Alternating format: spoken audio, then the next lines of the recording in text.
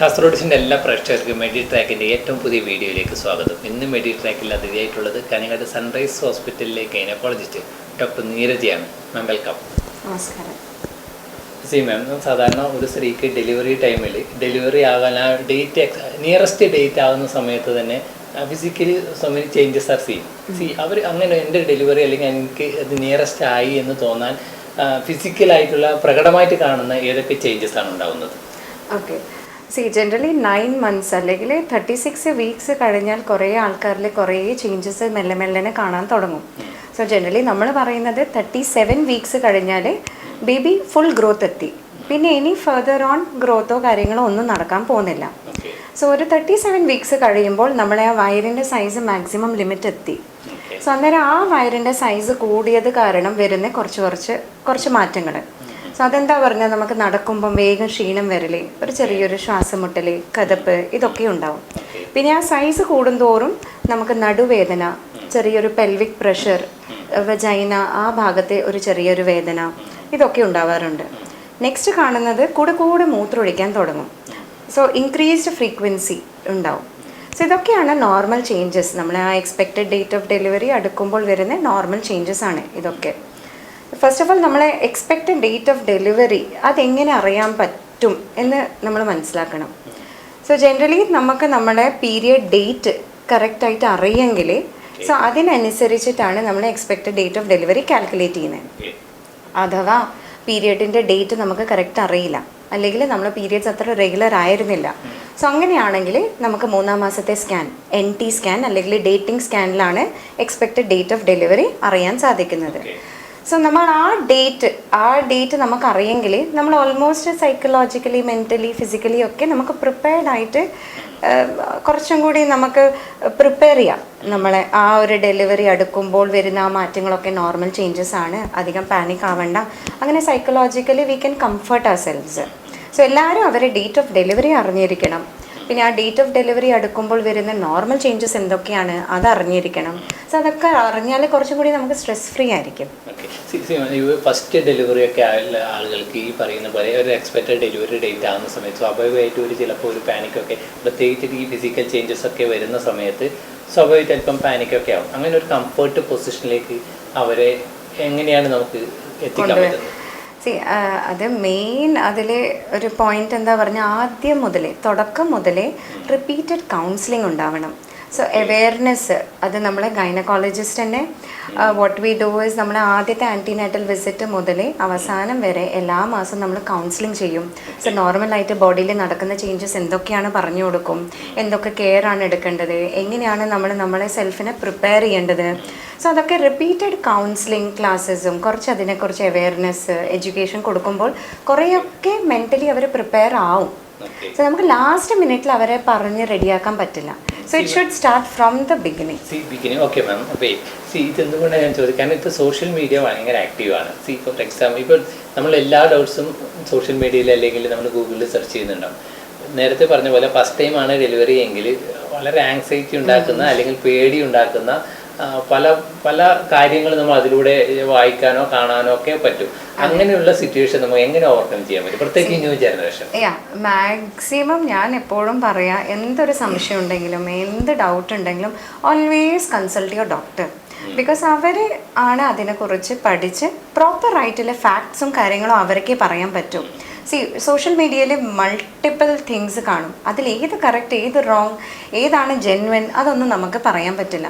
So വെറുതെ നമ്മൾ false കാര്യങ്ങൾ വായിച്ചറിഞ്ഞ് അതിനെക്കുറിച്ച് അനാവശ്യമായ സ്ട്രെസ്സ് എടുക്കുന്നതിനെക്കാട്ടി നല്ലത് നമ്മുടെ ഗൈനക്കോളജിസ്റ്റ് അല്ലെങ്കിൽ നമ്മൾ ഒബ്സ്ട്രറ്റീഷ്യനോട് ഓപ്പണായിട്ട് സംസാരിക്കുക, നിങ്ങൾക്കില്ലേ സംശയങ്ങളെല്ലാം ക്ലിയർ ചെയ്യുക, അതായിരിക്കും ഏറ്റവും best method. So I would never advise, ഞാൻ എപ്പോഴും എൻ്റെ പേഷ്യൻസിനോട് പറയും, ഒരിക്കലും ഗൂഗിൾ, യൂട്യൂബ് ഇതൊന്നും അനാവശ്യമായിട്ട് ഒരിക്കലും ഡോണ്ട്. അത് ആവശ്യമില്ല. എന്ത് സംശയം ഉണ്ടെങ്കിലും എന്നോട് ചോദിച്ചോളൂ, അല്ലെങ്കിൽ ഡോക്ടറിനോട് ചോദിച്ചോളൂ, അതായിരിക്കും നല്ലത്. ഓക്കെ, നമ്മളിപ്പോൾ ഫിസിക്കൽ ഡേറ്റ് നിയറസ്റ്റ് ആയിട്ട് വരുന്ന സമയത്ത് ഉണ്ടാകുന്ന ചേഞ്ചസിനെ കുറിച്ചൊക്കെ ഡിസ്കസ് ചെയ്യുന്നത്. Next point, that means labour pain. ഒരു true labour pain, false labour pain ഒക്കെ നമുക്ക് എങ്ങനെ ഇത് ഡിഫറൻഷിയേറ്റ് ചെയ്യാൻ പറ്റും? പലർക്കും ആഫ്റ്റർ 37 weeks കൂടെ വേദന എടുത്തുകൊണ്ടിരിക്കാൻ തുടങ്ങും. So specially first time mothers, അവർക്ക് ഒരിക്കലും ഡിഫറൻഷിയേറ്റ് ചെയ്യാൻ പറ്റില്ല ഏതാണ് ശരിക്കും പ്രസവ വേദന, ഏതാണ് നോർമൽ പെയിൻ, ഒരിക്കലും ഡിഫറൻഷിയേറ്റ് ചെയ്യാൻ പറ്റില്ല. സോ അത് അറിയണം. സോ ട്രൂ ലേബർ പെയിൻസ് അല്ലെങ്കിൽ ശരിക്കും പ്രസവ വേദന പറയുന്നത് ആ വേദന നമുക്കൊരു നടുവേദനയായി തുടങ്ങി അടിവയറ് വേദന, പിന്നെ തൊടേൻ്റെ അവിടെ വേദന, കുറച്ചൊരു വെജൈനൽ റീജിയനിലെ വേദന, അങ്ങനെയാണ് വേദന തുടങ്ങുന്നത്. പിന്നെ ഈ വേദന ഒരിക്കലും കുറയൂല. സോ നമുക്ക് എല്ലാ 15 മിനിറ്റിൽ വേദന വരുന്നുണ്ടെങ്കിൽ കുറച്ച് കഴിഞ്ഞ് എല്ലാ 10 മിനിറ്റ് വരാൻ തുടങ്ങും, പിന്നീട് എല്ലാ 5 മിനിറ്റ് വരാൻ തുടങ്ങും. സോ കൂടെ വേദന വരാൻ തുടങ്ങും. പിന്നെ ഈ വേദന അതിൻ്റെ ആ ഒരു ഇൻറ്റൻസിറ്റി കൂടിക്കൊണ്ട് നിൽക്കും. പിന്നെ അത് ആ വേദന നിൽക്കുന്ന സമയവും കൂടിക്കൊണ്ട് നിൽക്കും. സോ ആദ്യം നമുക്ക് വേദന ആകെ ഒരു 5 സെക്കൻഡോ 10 സെക്കൻഡോ മാത്രമായിരിക്കും. പിന്നെ ഒരു 10-15 മിനിറ്റ് കഴിഞ്ഞിട്ട് ആ വേദന കുറച്ചൊരു 20 സെക്കൻഡ് 30 സെക്കൻഡ് നിൽക്കും. അങ്ങനെ വേദനേൻ്റെ ഇൻറ്റൻസിറ്റി കൂടും, ഫ്രീക്വൻസി കൂടും. പിന്നെ ഈ വേദനേൻ്റെ കൂടെ നമുക്ക് കുറച്ചൊരു ഡിസ്ചാർജ് വിത്ത് ബ്ലഡ് വരാൻ തുടങ്ങും. So that is a sign of യൂട്രസിൻ്റെ വായി തുറക്കാൻ തുടങ്ങി ഇല്ലൊരു സൂചനയാണത്. സോ അത് എപ്പോഴും ഉണ്ടാവും. പിന്നീട് ജനറൽ ആയിട്ടുള്ള വേദനയാണെങ്കിൽ നമ്മൾ കുറച്ച് റെസ്റ്റ് എടുത്താൽ, കുറച്ച് വെള്ളം കുടിച്ച്, എന്തെങ്കിലും പാരസെറ്റമോളോ അല്ലെങ്കിൽ എന്തെങ്കിലും പെയിൻ കില്ലേഴ്സ് കഴിച്ചാൽ കുറയും. ചിലപ്പോൾ എന്താ പറഞ്ഞ ഹോസ്പിറ്റലിൽ പോയി കഴിഞ്ഞാൽ അവർ എനീമ ഒക്കെ തരും, അന്നേരം നമുക്ക് ആ വേദന കുറയും. സോ അങ്ങനെ കുറയുന്ന വേദനയാണെങ്കിൽ it's false labour pains. True labour pains ഒരിക്കലും വേദന കുറയൂല. നമ്മൾ പാരസെറ്റമോൾ എടുത്താലും കിടന്നാലും റെസ്റ്റ് എടുത്താലും ഇനിയിപ്പോൾ എന്ത് ചെയ്താലും നമുക്ക് ആ വേദന കുറയില്ല. റിലാക്സ് ചെയ്താലും ഒരു ടൈം ഓഫ് ഇന്റർവെൽ കഴിഞ്ഞാലും ആ പെയിൻ കൂടിക്കൊണ്ട് നിൽക്കും. ബേസിക്കലി ആ പെയിൻ എന്താണ്? യൂട്രസ് കോൺട്രാക്ട് ആവുന്ന പെയിനാണ്. സോ യൂട്രസിൻ്റെ കോൺട്രാക്ഷൻസ് കൂടി പോകും. സോ ആ യൂട്രസ് കോൺട്രാക്ട് ആവും തോറും കുഞ്ഞി ഇറങ്ങി താഴേക്ക് വരാൻ തുടങ്ങും. സോ സ്പേസ് ആക്കിക്കൊണ്ട് നിൽക്കും. അങ്ങനെയാണ് നമ്മളെ ഗർഭസഞ്ചിൻ്റെ വായ് മെല്ലനെ തുറക്കാൻ തുടങ്ങുന്നത്. So all that is true labour pains. പിന്നെ ആ ട്രൂ ലേബർ പെയിൻസ് തുടങ്ങുമ്പോൾ നമുക്ക് ചിലപ്പം ബ്ലീഡിങ്, രക്തം കാണും ഞാൻ പറഞ്ഞതുപോലെ. അതേപോലെ വെള്ളം ചിലപ്പം ലീക്ക് ആവാൻ തുടങ്ങും. സോ ഇതൊക്കെ അസോസിയേറ്റഡ് വിത്ത് ശരിക്കില്ല ഒരു ലേബർ പെയിൻസ് അല്ലെങ്കിൽ ശരിക്കില്ല പ്രസവ വേദനയായിട്ട് അസോസിയേറ്റഡ് ആണ്. സോ ബാക്കിയെല്ലാം ഫോൾസ് ആണ്. അതുകൊണ്ട് അതിന് വെറുതെ അനാവശ്യമായിട്ട് പാനിക് ആവേണ്ട ആവശ്യമില്ല. അതുകൊണ്ട് ഏതൊരു സ്ത്രീയും അത് മനസ്സിലാക്കണം, ഏതാണ് ശരിക്കുള്ള പ്രസവ വേദന. ഇപ്പം എനിക്ക് വരുന്ന വേദന ശരിക്കും ട്രൂ ലേബർ പെയിൻസ് ആണോ എന്ന് ചെറിയ ഒരു ഐഡിയ വേണം. അല്ലാണ്ട് അനാവശ്യമായിട്ട് കുറേ പ്രാവശ്യം പിന്നെ ഹോസ്പിറ്റലിൽ വിസിറ്റ് ചെയ്തുകൊണ്ട് നിൽക്കേണ്ടി വരും. ലേബർ പെയിന് ട്രൂ, അതായത് നമ്മൾ ഫാൾസി ലേബർ പെയിനും ട്രൂ ലേബർ പെയിനൊക്കെ പറഞ്ഞു. നമുക്ക് സാധാരണ ഇനിയിപ്പോൾ ഒരു ലേബർ, അതായത് സാധാരണ ഒരു ഡെലിവറി, ഒരു നോർമൽ വജൈനൽ ഡെലിവറി ഒരു സ്ത്രീ എങ്ങനെയാണ് ഡിസൈഡ് ചെയ്യാൻ പറ്റും? അത് വളരെ ഇമ്പോർട്ടൻ്റാണ്. എല്ലാവരും വിചാരിക്കും മാക്സിമം എല്ലാ പ്രസവവും നോർമൽ തന്നെയായിരിക്കും. ഒരിക്കലും നമുക്കത് പറയാൻ പറ്റില്ല. It is totally unpredictable. Even doctors ആയാലും നമുക്കൊരിക്കലും ആ ഒരു സ്ത്രീ നോർമലായിട്ട് പ്രസവിക്കുകയോ ഇല്ലയോ നമുക്ക് ആദ്യം തന്നെ പ്രെഡിക്റ്റ് ചെയ്യാൻ പറ്റില്ല. There are multiple factors which govern this. So ഏതൊരു സ്ത്രീ ഇപ്പം ആദ്യത്തെ പ്രസവം നോർമൽ ആണെങ്കിലും രണ്ടാമത്തെ പ്രസവം 100% നോർമൽ ഡെലിവറി ആവുമോ എന്ന് കൂടെ നമുക്ക് പറയാൻ പറ്റില്ല. So each delivery is different, each person is different. So ഈ മൾട്ടിപ്പിൾ ഫാക്ടേഴ്സ് പറഞ്ഞാൽ ബ്രോഡ്ലി ഞാൻ വളരെ സിമ്പിൾ ടേംസിൽ സിമ്പിളായിട്ട് പറയണമെങ്കിൽ മേജർ 3 ഫാക്ടേഴ്സാണ്. ഒന്ന് പവർ പറയും. പവർ പറഞ്ഞാൽ നമ്മളെ ഏതൊരു സ്ത്രീൻ്റെയും യൂട്രൈൻ കോൺട്രാക്ഷൻസ്. സോ പ്രോപ്പറായിട്ട് യൂട്രൈൻ കോൺട്രാക്ഷൻസ് ഉണ്ടാവണം നോർമൽ ഡെലിവറി നടക്കണമെങ്കിൽ. സോ ഈ പ്രോപ്പർ യൂട്രൈൻ കോൺട്രാക്ഷൻസ് പറഞ്ഞാൽ യൂട്രൈൻ കോൺട്രാക്ഷൻസ് നമുക്ക് കൂടി പോകണം, അതിൻ്റെ ഇൻറ്റൻസിറ്റി കൂടണം, അതിൻ്റെ വരുന്ന സെക്കൻഡ്സിൻ്റെ ഡ്യൂറേഷൻ കൂടിക്കൊണ്ട് നിൽക്കണം. സോ അങ്ങനെ ആഡിക്വേറ്റ് യൂട്രൈൻ കോൺട്രാക്ഷൻസ് ഉണ്ടാവണം. അങ്ങനെ ഉണ്ടായാൽ മാത്രമേ കുട്ടി മെല്ലനെ യൂട്രസിൽ നിന്ന് മെല്ലനെ താഴേക്ക് ഒരു പമ്പ് പോലെ അങ്ങനെ പുഷ് ചെയ്യാൻ പറ്റൂ കുഞ്ഞിനെ താഴേക്ക്. സോ അതൊരു മേജർ ഫാക്ടറാണ്. പലർക്കും നിങ്ങൾ കേട്ടിട്ടുണ്ടാവും നോർമലായിട്ട് വേദന വരും, സോ കോൺട്രാക്ഷൻസ് എല്ലാം നോർമലായിരിക്കും, പിന്നെ സഡൻലി വേദനയില്ല, പിന്നെ ഒട്ടും വേദനയില്ല, പിന്നെ കുറേ സമയം വെയിറ്റ് ചെയ്യും, പിന്നെ മെഡിസിൻസ് സ്റ്റാർട്ട് ചെയ്യുമെന്നാലും വേദന വരാറില്ല. അന്നേരമാണ് എമർജൻസി ആയിട്ട് ഓപ്പറേഷനൊക്കെ ചെയ്യാറ്. സോ അങ്ങനെയും ഉണ്ടാവാറുണ്ട്. സോ കോൺട്രാക്ഷൻസ് തുടങ്ങി പിന്നെ സഡൻലി കോൺട്രാക്ഷൻസ് ഡിസപ്പിയർ ആവും. അത് എന്തുകൊണ്ടാണ് ചോദിച്ചാൽ അതിനങ്ങനെ there is no known reason ഇല്ല ശരിക്കും. അത് ഓരോരാളെ ബോഡി നേച്ചർ വേണമെങ്കിൽ പറയാം. സോ നെക്സ്റ്റ് അതുവരെയുള്ള ഫോർ എക്സാമ്പിൾ ഈ പെയിൻ സ്റ്റാർട്ട് ചെയ്യുന്നതിന് മുന്നേ കോൺട്രാക്ട് ഇതൊക്കെ വളരെ നോർമൽ ആണെങ്കിൽ അതുവരെയുള്ള ഫിസിക്കൽ കണ്ടീഷനിൽ ഓക്കെ ആണെങ്കിൽ പോലും അതാണ്. നമ്മൾ ടോട്ടൽ 9 months നമുക്ക് ഒരു പ്രശ്നം ഉണ്ടാവില്ല, ഒരു റിസ്ക് ഫാക്ടേഴ്സും ഇല്ല, BP ഇല്ല, ഷുഗർ ഇല്ല, വേറെ ഒരു പ്രശ്നങ്ങളും ഉണ്ടാവില്ല. എന്നാൽ പോലും ഡെലിവറി നോർമൽ നടക്കുമെന്ന് 100% ഗ്യാരണ്ടി പറയാൻ പറ്റില്ല. എക്സാക്ട്ലി. നമ്മളെ ബോഡി ഒരു വളരെ എന്താ പറയുക, ഒരു വെരി കോംപ്ലിക്കേറ്റഡ് പസിലാണ്. So nobody could understand 100%. അതെ, എക്സാക്ട്ലി. 100% നമുക്ക് ഒരിക്കലും പ്രെഡിക്റ്റ് ചെയ്യാൻ പറ്റില്ല. ഒരു 50-60% നമുക്ക് ഏകദേശം ഒന്ന് പ്രെഡിക്റ്റ് ചെയ്യാൻ പറ്റും. ഓക്കെ, ഇത് നോർമൽ ആവോ അല്ലെങ്കിൽ വേറെ എന്തെങ്കിലും പ്രശ്നങ്ങൾ വരാൻ സാധ്യതയുണ്ടോ, എന്നിട്ട് എല്ലാ പ്രിക്കോഷൻസും എടുക്കാൻ പറ്റും. പക്ഷെ ഒരിക്കലും 100% ഒരിക്കലും നമുക്ക് ഗ്യാരണ്ടി തരാൻ പറ്റില്ല. Because multiple factors. അതിൽ ഞാൻ പറഞ്ഞതുപോലെ ആ യൂട്രൈൻ കോൺട്രാക്ഷൻസ് ഒരു മേജർ ഫാക്ടറാണ്. പിന്നെ നെക്സ്റ്റ് വരുന്ന ഫാക്ടർ പാസേജ് പറഞ്ഞാൽ കുട്ടി വരുന്ന ആ ഒരു വഴി. സോ ബേസിക്കലി നമ്മൾ ഏതൊരു സ്ത്രീക്കും നമ്മൾ ആ ബോണി പെൽവിസ് പറയും, ആ ഒരു ബോൺ അത് നല്ല സ്പേഷ്യസ് ആയിരിക്കണം. സോ നമ്മളെ സ്ത്രീകളിൽ തന്നെ അല്ലെങ്കിൽ ഹ്യൂമൻ ബീങ്സിൽ തന്നെ ഫീമെയിൽസിൻ്റെ ഡിഫറെൻറ്റ് ടൈപ്സ് ഓഫ് പെൽവിസ് ഉണ്ട്. അതിൽ ഒരു പെൽവിസ് ആണ് മെജോറിറ്റി സ്ത്രീകൾക്ക് ഉള്ളത്. സോ ആ ഒരു പെൽവിസ് ആണ് നാച്ചുറൽ നോർമൽ ഡെലിവറി ഫെസിലിറ്റേറ്റ് ചെയ്യുന്ന പെൽവിസ്. പക്ഷെ എല്ലാ സ്ത്രീകൾക്കും ആ പെൽവിസ് ഉണ്ടാവണമെന്നില്ല. ചില സ്ത്രീകൾക്ക് വേറെ ഒരു ഷേപ്പിൽ പെൽവിസ് ഉണ്ടാവാം. സോ അങ്ങനെ സ്പേസ് നമ്മൾ ആ ബോണിൻ്റെ സ്പേസ് കുറയുമ്പോൾ കുട്ടിക്ക് ശരിക്ക് താഴേക്ക് ഇറങ്ങി താഴേക്ക് വരാൻ പറ്റില്ല. So there is A block. ഇതിൽ നമ്മൾ സാധാരണ പല പ്രാവശ്യം സ്കാനിങ് ഒക്കെ ചെയ്യുന്നുണ്ട്. ഇത് നമുക്ക് ഡെലിവറിക്ക് മുന്നേ കണ്ടെത്താൻ ഏതെങ്കിലും ഓപ്ഷൻസ് ഉണ്ടോ? ഇല്ല. ശരിക്കും പറഞ്ഞാൽ ഈ ഒരു കുട്ടി ശരിക്കും പ്രോപ്പറായിട്ട് ഈ പാസേജിലേക്കൂടെ വരാൻ പറ്റുമോ ഇല്ലയോ നമ്മൾ ഡിസൈഡ് ചെയ്യുന്നത്. നോ, നമുക്ക് ഡിസൈഡ് ചെയ്യാൻ പറ്റുന്ന ഓൺലി വെൻ ആ ഒരു ബേബീൻ്റെ വെയിറ്റ് വിത്ത് പ്രൊപ്പോർഷനേറ്റ് ആണോ ആ ഒരു പെൽവിസിന് ഒരു അസസ്മെൻറ്റ്. അതൊരിക്കലും നമുക്ക് കൺഫേം ആയിട്ട് ഒരു ടെസ്റ്റോ കാര്യങ്ങളോ ഇല്ല. പല ടെസ്റ്റും ഉണ്ട്, പക്ഷെ അതിലും 100% നമുക്ക് പ്രെഡിക്റ്റ് ചെയ്യാൻ പറ്റില്ല. ഇറ്റ്സ് ഓൺലി ക്ലിനിക്കലായിട്ട് നമ്മളൊരു അസസ്മെൻറ്റ് ചെയ്ത് ഒരു ഓക്കെ ഏകദേശം ഇത് പോകാൻ സാധ്യതയുണ്ട്, ഏകദേശം കുഞ്ഞിൻ്റെ വെയിറ്റ് ഒരു 3.5 വരെ ആണെങ്കിൽ നോർമലായിട്ടുള്ള പെൽവിസ് ആണെങ്കിൽ ഓൾമോസ്റ്റ് നോർമൽ ഡെലിവറി നടക്കാൻ സാധ്യതയുണ്ട് പറഞ്ഞ് നമ്മളൊരു ട്രയൽ കൊടുക്കുക ചെയ്യാം. പക്ഷെ പലപ്പോഴും അതിൽ 80%, 90% നോർമലായിട്ട് ഡെലിവർ ആവും. ചിലപ്പം എവിടെയെങ്കിലും ഒരു സ്ഥലത്ത് കുട്ടി പിന്നെ മുൻപോട്ടേക്ക് പോകില്ല, ആ പ്രോസസ്സ് സ്റ്റക്കാവും. Maybe it might be because of inadequate contractions ആവാം.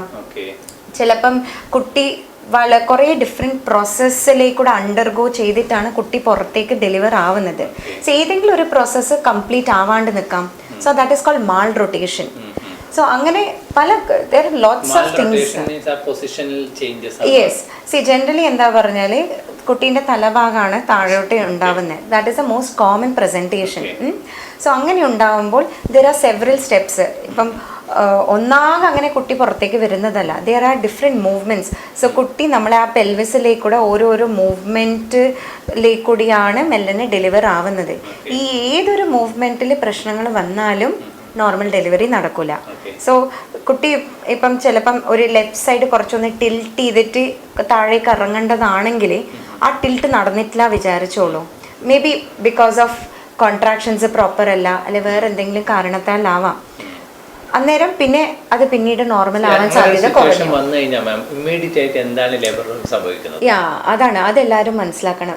ഇത് നമുക്ക് പ്രെഡിക്റ്റ് ഫുള്ളായിട്ട് ചെയ്യാൻ പറ്റില്ല.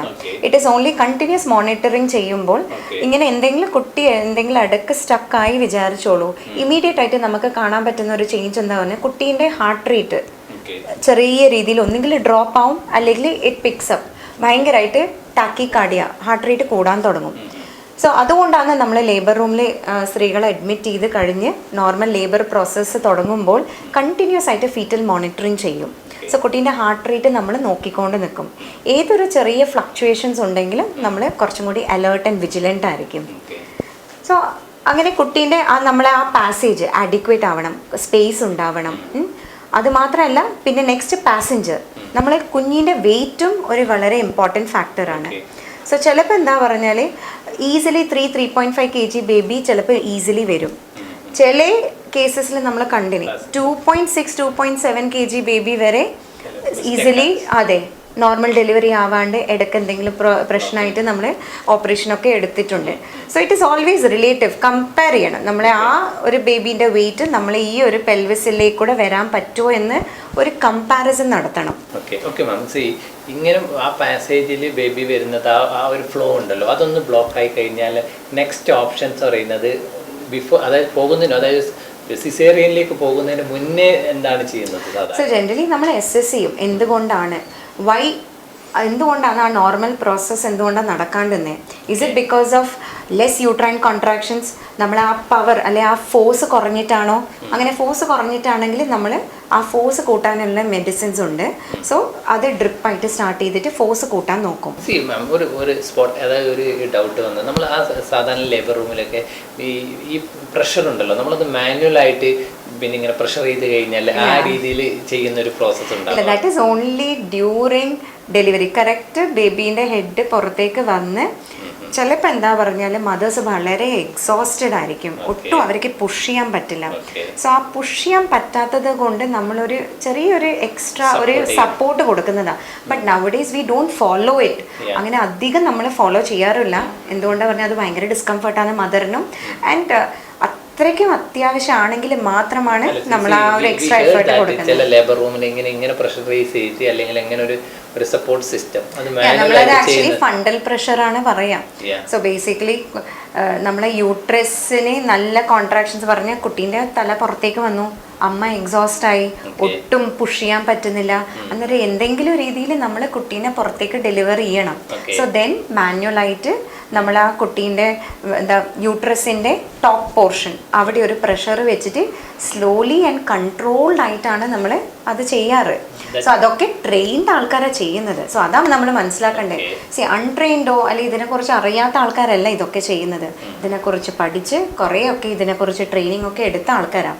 So it is safe, but it is A last resort. അത് ഏറ്റവും ലാസ്റ്റ്, ഒട്ടും അമ്മേനെ കൊണ്ട് പറ്റുന്നില്ല, കുട്ടിക്ക് അത് പ്രോബ്ലം ആവുന്നത്, എങ്ങനെയെങ്കിലും നമ്മളത് ഡെലിവർ ആക്കണം. സി വിത്തൗട്ട് അമ്മേൻ്റെ ഒരു എഫേർട്ട് ഇല്ലെങ്കിൽ വളരെ കഷ്ടമാണ് നമുക്ക് കുട്ടീനെ പുറത്തേക്ക് ഡെലിവർ ചെയ്യല്.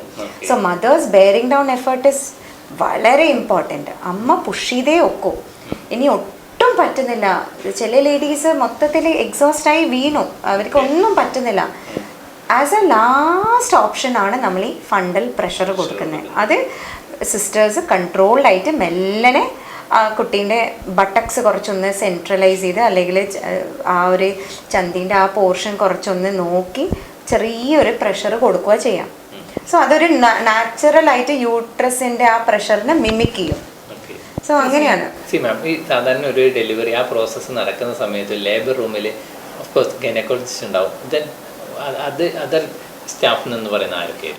ജനറലി നമ്മളെ ലേബർ റൂം സ്റ്റാഫ് ട്രെയിൻഡ് ആയിട്ടുള്ള ലേബർ റൂം സ്റ്റാഫ്സ് ഉണ്ടാവും. ഇപ്പോൾ സിസ്റ്റേഴ്സ് തന്നെ ഹൂ ആർ വെരി വെൽ എക്യുപ്ഡും എല്ലാം അറിയുന്ന ആൾക്കാരുണ്ടാവും. അതുകൂടാണ്ട് നമുക്ക് എനസ്തീഷ്യ, ഇനി അഥവാ എന്തെങ്കിലും കോംപ്ലിക്കേഷൻസ് വന്നിട്ടുണ്ടെങ്കിൽ ഇമീഡിയറ്റ്ലി എനസ്തീഷ്യയിൽ കൊടുക്കേണ്ട എനസ്തീഷ്യ ഡോക്ടേഴ്സും ഓൾവേസ് ഓൺ കോൾ ഉണ്ടാവും. 24 hours അവർ ഹോസ്പിറ്റലിൽ ഉണ്ടാവണമെന്ന് നമുക്കങ്ങനെ കമ്പൽഷൻ പറയാൻ പറ്റില്ല. But then they are always available. പിന്നെ അത് കൂടാണ്ട് ലേബർ റൂമിൽ ഉണ്ടാവുന്നത് ഇവരെ അസിസ്റ്റ് ചെയ്യുന്ന കുറച്ച് ലേബർ റൂം ദായിസ് പോലെ ഉണ്ടാവും. പിന്നെ OT ടെക്നീഷ്യന്മാരുണ്ടാവും. സോ ജനറലി ഒരു 4 to 5 people always labour room ഒരു ടീം ഉണ്ടാവും. പിന്നെ അതേപോലെ NICU സ്റ്റാഫ് പറഞ്ഞാൽ ഇനി അഥവാ കുട്ടി ഡെലിവർ ആയിട്ടുണ്ടെങ്കിൽ ഇമ്മീഡിയറ്റ് കുട്ടിക്ക് റിസസ്റ്റേഷനും ബ്രീതിങ്ങും കാര്യങ്ങളും എല്ലാം നോക്കുന്ന നമ്മളെ പീഡിയാട്രിക് NICU സ്റ്റാഫും ഉണ്ടാവും. സോ ഇറ്റ്സ് എ കമ്പൈൻഡ് എഫേർട്ടാണ് ശരിക്കും പറഞ്ഞാൽ. ഓബ്സ്റ്ററ്റീഷ്യൻ ഡോക്ടേഴ്സ് ഉണ്ടാവും, നഴ്സസ് ഉണ്ടാവും, NICUവിൻ്റെ നഴ്സസ് ഉണ്ടാവും, പിന്നെ OT ടെക്നീഷ്യൻസ് എല്ലാവരും റെഡി ആയിരിക്കും, അനസ്തെറ്റിസ്റ്റ് ഓൺ കോൾ റെഡി ആയിരിക്കും. സോ എന്ത് എമർജൻസി നടന്നാലും everybody just comes to the point. അങ്ങനെയാണ്. Okay ma'am, one more doubt. കാരണം ഈ ഡെലിവറി ഈ പറയുന്ന ഈ പ്രോസസ്സിൽ നേരത്തെ പറഞ്ഞ പോലെ കോംപ്ലിക്കേഷൻ അറൈസ് ചെയ്യുന്ന സമയത്ത് അനസ്തേഷ്യ, ഇപ്പോൾ അനസ്തെറ്റിക് ഉണ്ടാകുമെന്ന് പറഞ്ഞിട്ടുണ്ട്. അനസ്തേഷ്യ കൊടുക്കുന്ന സ്വാഭാവികമായിട്ട് സിസേറിയനിലേക്ക് പോകുന്നതല്ലാതെ ഈ പ്രോസസ്സ് സമയത്ത് വളരെ എക്സോസ്റ്റ് പേഷ്യൻ്റ് വളരെ അൺകോൺഷ്യസ് സ്റ്റേജിലേക്ക് പോവുകയാണ്. ആ സമയത്ത് എപ്പോഴാണ് ഈ അനസ്തേഷ്യ? അതൊരു ഈ പ്രോസസ്സിന് വേണ്ടി ഒരു സിസേറിയന് വേണ്ടി മാത്രമായിരിക്കില്ലേ? ജനറലി അനസ്തീഷ്യ പറയുമ്പം they are different kinds of anaesthesia. Okay, so നമുക്കിപ്പോൾ ലേറ്റസ്റ്റ് ആയിട്ട് വരുന്നതാണ് ഒരു പെയിൻലെസ് ലേബർ. ഓക്കെ. സോ ഈ പെയിൻലെസ് ലേബറിൽ ഒരു അനസ്തീഷ്യ കൊടുക്കും നമ്മൾ, എപ്പിഡ്യൂറൽ അനസ്തീഷ്യ. ദാറ്റ് മീൻസ് അത് ലോക്കൽ അനസ്തേഷ്യ ആയിരിക്കും. അതെ, ലോക്കൽ അല്ല, നമ്മളെ എപ്പിഡ്യൂറൽ സ്പേസ്, നമ്മുടെ വെർട്ടിബ്രൽ കോളത്തിലെ നമ്മുടെ എന്താ സ്പൈനൽ കോഡിൽ ഒരു സ്പേസ് ഉണ്ടാവും, എപ്പിഡ്യൂറൽ സ്പേസ്, അതിലേക്ക് ഒരു ഇഞ്ചക്ഷൻ കൊടുക്കുക ചെയ്യാം. സോ അതെന്താ പറഞ്ഞാൽ നമ്മളെ വേദന അതൊരു വൺ ടൈം കൊടുത്ത് അതിന്റെ ഡോസ് നമ്മൾ റെഗുലേറ്റ് ചെയ്തുകൊണ്ട് നിൽക്കും. ദാറ്റ് ആക്ച്വലി അനസ്തെറ്റിസ്റ്റ് ആണ് അത് കംപ്ലീറ്റ് കൺട്രോൾ ചെയ്യാം. നമ്മൾ ഒബ്സ്റ്ററ്റീഷ്യൻസോ ഗൈനക്കോളജിസ്റ്റ് അല്ല. സോ അവരൊരിക്കൽ ആ സ്പേസിൽ അവരൊരു മെഡിസിൻ കൊടുക്കും. അന്നേരം ഇത് കൊടുക്കുന്നത് ജസ്റ്റ് ബിഫോർ ഡെലിവറിയാണ്, നോട്ട് ആഫ്റ്റർ ഡെലിവറി. പറഞ്ഞാൽ നമ്മളെ ആ ഒരു ലേബർ പ്രോസസ്സ് സ്റ്റാർട്ട് ചെയ്യുമ്പോൾ നമ്മളെ ആ ഗർഭസഞ്ചിൻ്റെ വായി കുറച്ചൊന്ന് തുറന്ന് ചെറിയ രീതിയിൽ യൂട്രൈൻ കോൺട്രാക്ഷൻസ് ഉണ്ടാകുമ്പോൾ ഇഫ് ദ മദേഴ്സ് റിക്വസ്റ്റ്, എനിക്ക് വേദന സഹിക്കാൻ പറ്റില്ല, എനിക്ക് എന്തെങ്കിലും ഒരു അനസ്തീഷ്യ വേണം, അല്ലെങ്കിൽ എങ്ങനെയെങ്കിലും എനിക്ക് വേദന വേണ്ട, വേദന ഇല്ലാണ്ട് പ്രസവിക്കണം, അങ്ങനെയൊക്കെ പറയുന്ന സ്ത്രീകൾക്ക് മാത്രം നമ്മൾ പുതിയ ജനറേഷനിൽ കൂടുന്നുണ്ടോ? യെസ്, പുതിയ ജനറേഷനിൽ ഡെഫിനറ്റ്ലി കൂടുന്നുണ്ട്. ഡോക്ടറുടെ എക്സ്പീരിയൻസ് അതിന്റെ റീസൺ എന്തായിരിക്കും? അതായത് ഈ പറയുന്ന ആങ്സൈറ്റിയോ അല്ലെങ്കിൽ സോഷ്യൽ മീഡിയ എന്തായിരിക്കും അതിന് സ്വാധീനം? ഒന്ന് ആങ്സൈറ്റിയാണ്. കുറേ ഫോൾസ് ന്യൂസസ് ഒക്കെ വായിച്ച് കുറേ പാനിക്കൊക്കെ ആയി അങ്ങനെ ഒരു സ്ട്രെസ്ഡ് ആയിരിക്കും ആ ഒരു ലേബർ പ്രോസസ്സ് അടുക്കാനാവുമ്പോൾ. വേറൊരു റീസൺ എന്താ പറഞ്ഞാൽ, നമ്മളൊരു ലൈഫ് സ്റ്റൈൽ വളരെ കുറവ് എക്സസൈസാണ്. എല്ലാ ദിവസവും എക്സസൈസ് ചെയ്യുന്ന ആൾക്കാരല്ല നമ്മൾ. നമുക്ക് ടൈം കിട്ടുമ്പോൾ എക്സസൈസ് ചെയ്യും. നമ്മളൊരു ഈറ്റിംഗ് ഹാബിറ്റ്സ് നല്ലൊരു പ്രോപ്പർ ഈറ്റിംഗ് ഹാബിറ്റ്സ് അല്ല. സ്പെഷ്യലി നമ്മൾ പ്രഗ്നൻ്റ് ആയി കഴിഞ്ഞാൽ ഒരിക്കലും നമ്മൾ എക്സസൈസ് ചെയ്യാറില്ല.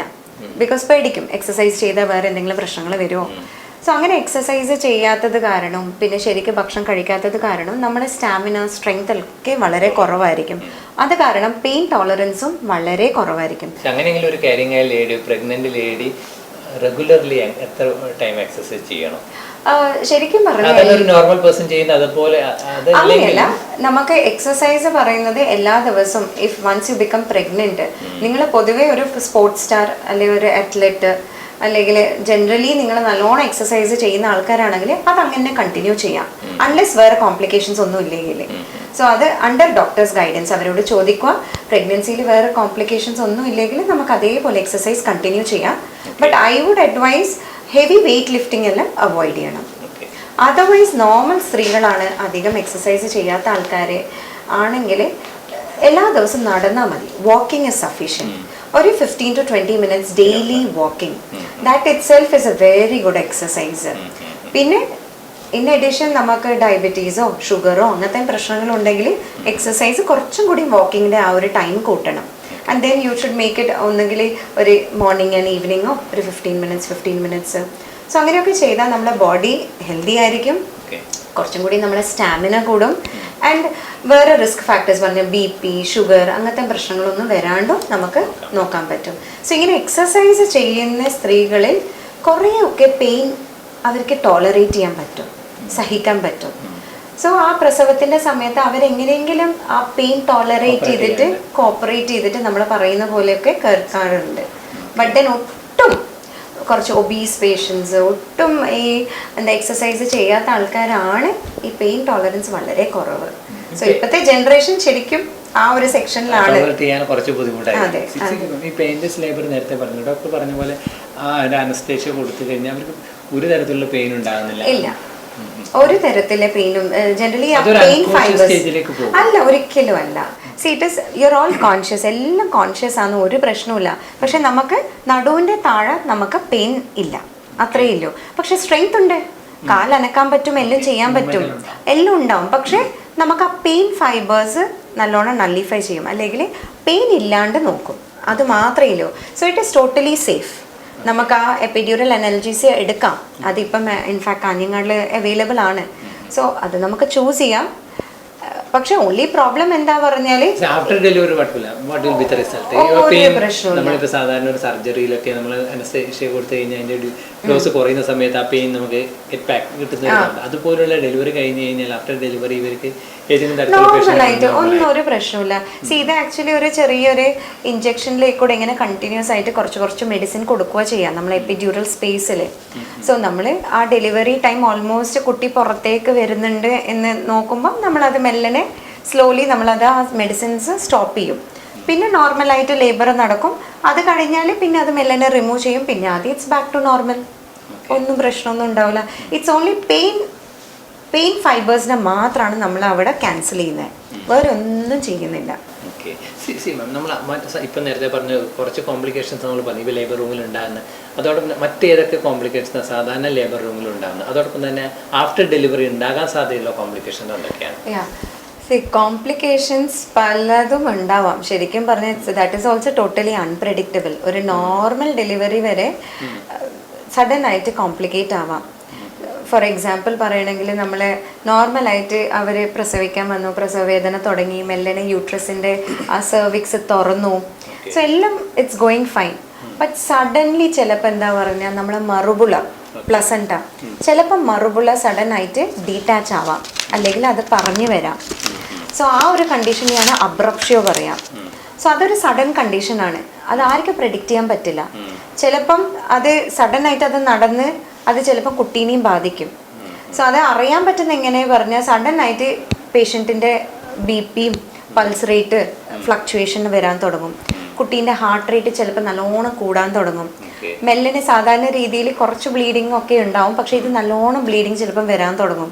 സോ അതൊക്കെ ആ ഒരു കണ്ടീഷൻ ടോട്ടലി അൺപ്രഡിക്റ്റബിളാണ്. അത് ഡ്യൂറിങ് ലേബർ അല്ലെ പ്രസവവേദന തുടങ്ങി കഴിഞ്ഞിട്ട് ഉണ്ടാവുന്ന ഒരു കണ്ടീഷനാണത്. പിന്നെ ഈ അബ്രപ്ഷനിൽ തന്നെ ദർ 3 types. ഒന്ന് നമുക്ക് അറിയാൻ പറ്റും, പുറത്തേക്ക് അതിൻ്റെ സിംറ്റംസും ലക്ഷണങ്ങൾ കാണാൻ പറ്റും. ഒന്ന് നമുക്ക് അറിയാനേ പറ്റില്ല, കൺസീൽഡ് അബ്രപ്ഷൻ പറഞ്ഞാൽ നമ്മൾ ആ മറുപുള ചെറുങ്ങനെ സെപ്പറേറ്റ് ആയി, പക്ഷേ ആ സെപ്പറേറ്റ് ആകുമ്പോൾ അവിടെ ബ്ലീഡിങ് നടക്കും. ആ ബ്ലീഡിങ് അതിൻ്റെ ഉള്ളിൽ തന്നെ കളക്ട് ആവും. സോ നമുക്ക് പുറത്തൊന്നും കാണൂല, എല്ലാം ഓക്കെ ആയിരിക്കും. നമ്മൾ വിചാരിക്കും എല്ലാം ഓക്കെ ആണ്, നോർമൽ ഡെലിവറി നടക്കും, ഇനി ഒരു 2 മണിക്കൂറിൽ ഡെലിവറി നടക്കും വിചാരിക്കും. ബട്ട് സഡൻ ആയിട്ട് അവിടെ കളക്ട് ചെയ്ത ബ്ലഡ് നല്ലോണം കൂടുമ്പോൾ സഡൻ ആയിട്ട് പേഷ്യൻറ്റ് ചിലപ്പം കൊലാപ്സ് ആവാം, കുട്ടീൻ്റെ ഹാർട്ട് റേറ്റ് സഡൻ ആയിട്ട് കുറഞ്ഞ് കുട്ടിക്ക് പ്രശ്നങ്ങൾ വരാം, ജനറലി ചിലപ്പം ഫീറ്റൽ ഡെത്ത് ഒക്കെ ഉണ്ടാവാം. സോ അങ്ങനെ ഇതൊക്കെ ടോട്ടൽ അൺപ്രഡിക്റ്റബിൾ ആണ്. ബട്ട് ഇത് ഒരു റിസ്ക് ഫാക്ടർ എന്താ പറഞ്ഞാൽ ഇത് കൂടുതൽ കാണുന്നത് BP കൂടുതലില്ല പേഷ്യൻസ്, അല്ലെങ്കിൽ വെള്ളത്തിൻ്റെ അളവ് നല്ലോണം കൂടുതലില്ല പേഷ്യൻസിൽ ഇത് കാണാറുണ്ട്. ട്വിൻ പ്രഗ്നൻസി, മൾട്ടിപ്പിൾ പ്രഗ്നൻസി പേഷ്യൻസിൽ ഇത് കാണാറുണ്ട്, അല്ലെങ്കിൽ ഡയബറ്റിക് പേഷ്യൻസിൽ ചിലരിൽ ഇത് കാണാറുണ്ട്. സോ നമ്മൾ ഇങ്ങനത്തെ കേസസിൽ നമ്മൾ കുറച്ചൊരു വിജിലൻ്റ് ആയിരിക്കും. മൾട്ടിപ്പിൾ പ്രഗ്നൻസി കേസസ് വന്നു കഴിഞ്ഞാൽ അത്തരം സിറ്റുവേഷനിൽ സ്വാഭാവികമായിട്ടും അതൊരു സിസേറിയൻ ഡെലിവറിയിലേക്ക് സാധാരണ ഡോക്ടേഴ്സ് അഡ്വൈസ് ഇല്ല, ഒരിക്കലും അല്ല. Multiple pregnancy is never an indication. Multiple pregnancy ആണ് വിചാരിച്ചിട്ട് നമ്മൾ ഒരിക്കലും സിസേറിയൻ ചെയ്യാറില്ല. അതിന് ഒരു മെയിൻ ഫാക്ടർ എന്താ പറഞ്ഞാൽ ഇപ്പം 2 കുഞ്ഞിൻ്റെ പൊസിഷൻ നോക്കും എങ്ങനെയുണ്ട്. സോ എപ്പോഴും ഫസ്റ്റ് കുഞ്ഞിൻ്റെ പൊസിഷൻ തല താഴേക്കായിരിക്കണം. സോ തല താഴേക്കാണെങ്കിൽ നമുക്ക് we can go for normal delivery. തല താഴെയും പിന്നെ സെക്കൻഡ് കുഞ്ഞിൻ്റെ ഒന്നെങ്കിൽ തല താഴെയാവാം, അല്ലെങ്കിൽ ചിലപ്പോൾ ചന്തി ഭാഗം താഴേക്കാവാം. സോ ഇഫ് ബോത്ത് തല താഴേക്കാണെങ്കിൽ then we can easily go for normal delivery, ഒരു പ്രശ്നവുമില്ല. ഒരിക്കലും സിസേറിയൻ എടുക്കേണ്ട ആവശ്യമേ ഇല്ല. പക്ഷെ പല പേഷ്യൻസിലും നമ്മൾ ശ്രദ്ധിക്കുന്ന അല്ലെങ്കിൽ നോട്ടീസ് ചെയ്യുന്ന എന്താ പറഞ്ഞാൽ ഒരിക്കലും ഫസ്റ്റ് ബേബീൻ്റെ പ്രസൻറ്റേഷൻ തലയായിരിക്കില്ല, ചിലപ്പോൾ ചന്തി ആവാം, അല്ലെങ്കിൽ ചിലപ്പോൾ ഷോൾഡർ ആവാം, വേറെ എന്തെങ്കിലും പൊസിഷൻ ആവാം. അന്നേരം നോർമൽ ഡെലിവറി ഒക്കെ പോവാൻ പറ്റില്ല. In fact it is quite risky. ഇവിടെയും നേരത്തെ പറഞ്ഞ പോലെ ആ പാസേജിൽ വരുന്ന ബ്ലോക്കോ അല്ലെങ്കിൽ ആ ഒരു എന്തെങ്കിലും ഇൻഡിക്കേഷൻ വരികയാണെങ്കിൽ സെയിം ഇതിലും എന്താ പറഞ്ഞാൽ ചിലപ്പോൾ യൂട്രൈൻ കോൺട്രാക്ഷൻസ് പ്രോപ്പർ ആയിരിക്കില്ല, ചിലപ്പം ആ പെൽവിസ് നമ്മളെ ആ ബോണി സ്ട്രക്ചറിൽ സ്പേസ് അധികം ഉണ്ടാവില്ല. പിന്നെ മൾട്ടിപ്പിൾ പ്രഗ്നൻസിയിൽ കൂടുതൽ കാണുന്നത് ചിലപ്പം ഉള്ളിൽ വെള്ളത്തിൻ്റെ അളവെല്ലാം നല്ലോണം കൂടുതലായിരിക്കും. സോ നമ്മളെ ഡെലിവറി ഡേറ്റ് അടുക്കാനാവുമ്പോൾ എപ്പോഴും കുഞ്ഞിൻ്റെ തല നമ്മളെ ബോൺസിൻ്റെ ഉള്ളിൽ ഇങ്ങനെ ഫിക്സ് ആവണം. ഫിക്സ് ആയി കഴിഞ്ഞാൽ മാത്രമേ പിന്നെ ഈസിലി ഡെലിവർ ആവും. പലപ്പോഴും വെള്ളത്തിൻ്റെ അളവ് കൂടുമ്പോൾ ഇത് ഹെഡ് ഇങ്ങനെ ഫിക്സ് ആവില്ല, ഇതിങ്ങനെ തിരിഞ്ഞുകൊണ്ട് നിൽക്കും.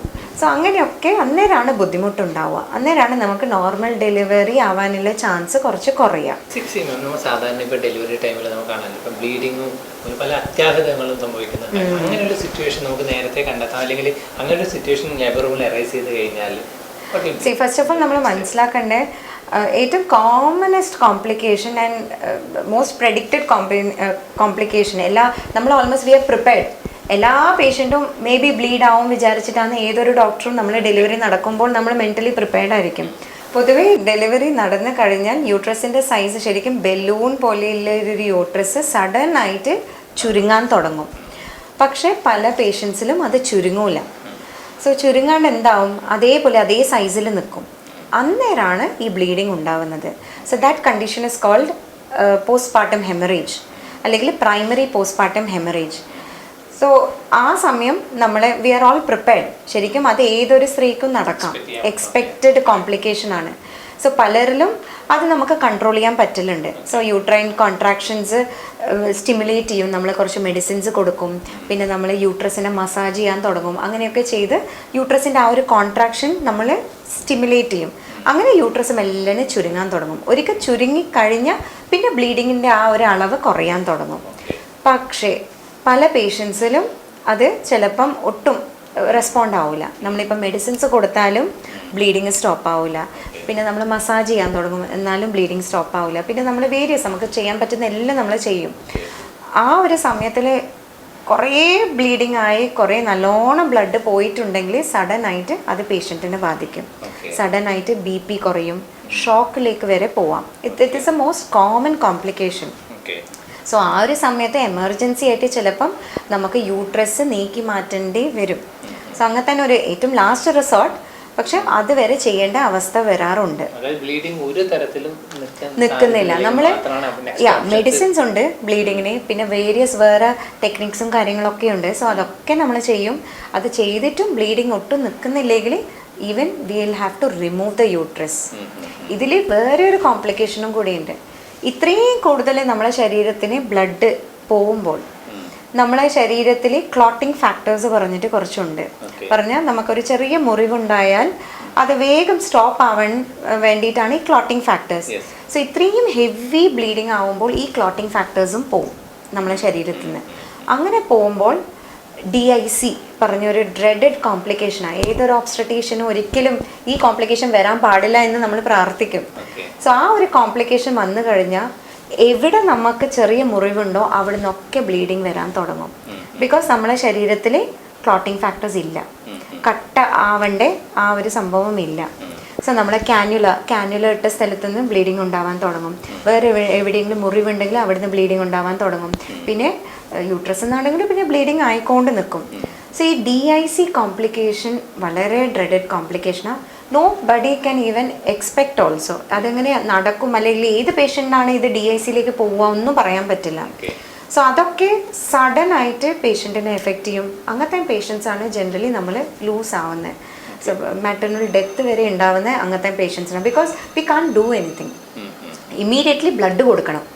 സോ ബ്ലഡ് അവൈലബിലിറ്റി ഉണ്ടാവണം, ഇമ്മീഡിയറ്റ് ബ്ലഡ് കൊടുക്കണം, ആ ക്ലോട്ടിംഗ് ഫാക്ടേഴ്സ് കൊടുക്കണം. സോ ഇമ്മീഡിയറ്റ്ലി ഒരു മൾട്ടി ബ്രാഞ്ച് അപ്രോച്ച് വേണം. അനസ്തറ്റിസ്റ്റ് വേണം, ഒബ്സ്ട്രറ്റീഷ്യൻ വേണം, മെഡിസിൻ ക്രിട്ടിക്കൽ കെയർ ആൾക്കാർ വേണം.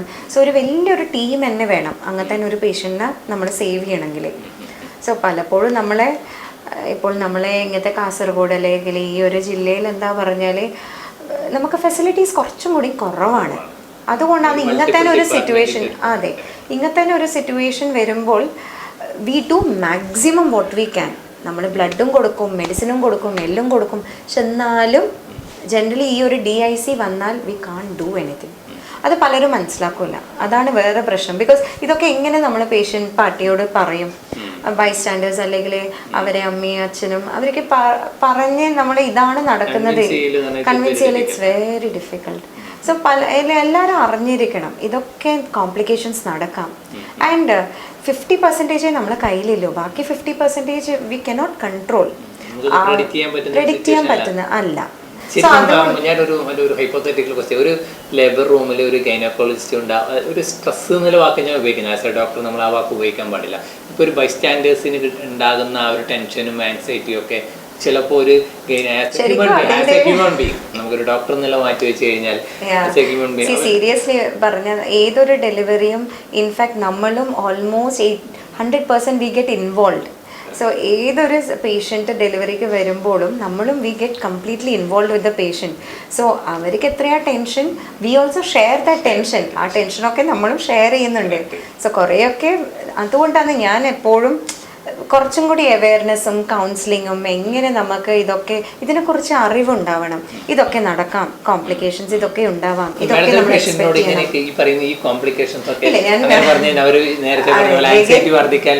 ഇല്ല ഞാൻ ഇങ്ങനത്തെ റെയർ കോംപ്ലിക്കേഷൻസ് ഇല്ല, ഇങ്ങനത്തെ കോംപ്ലിക്കേഷൻസ് നമ്മൾ അങ്ങനെ എക്സ്പ്ലെയിൻ ചെയ്യാറില്ല.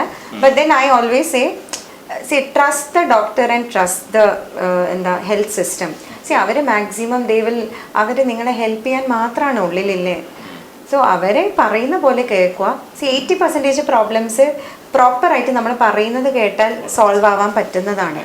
പക്ഷെ പലപ്പോഴും പേഷ്യൻസ് കോപ്പറേറ്റ് ചെയ്യില്ല, അതാണ് main problem.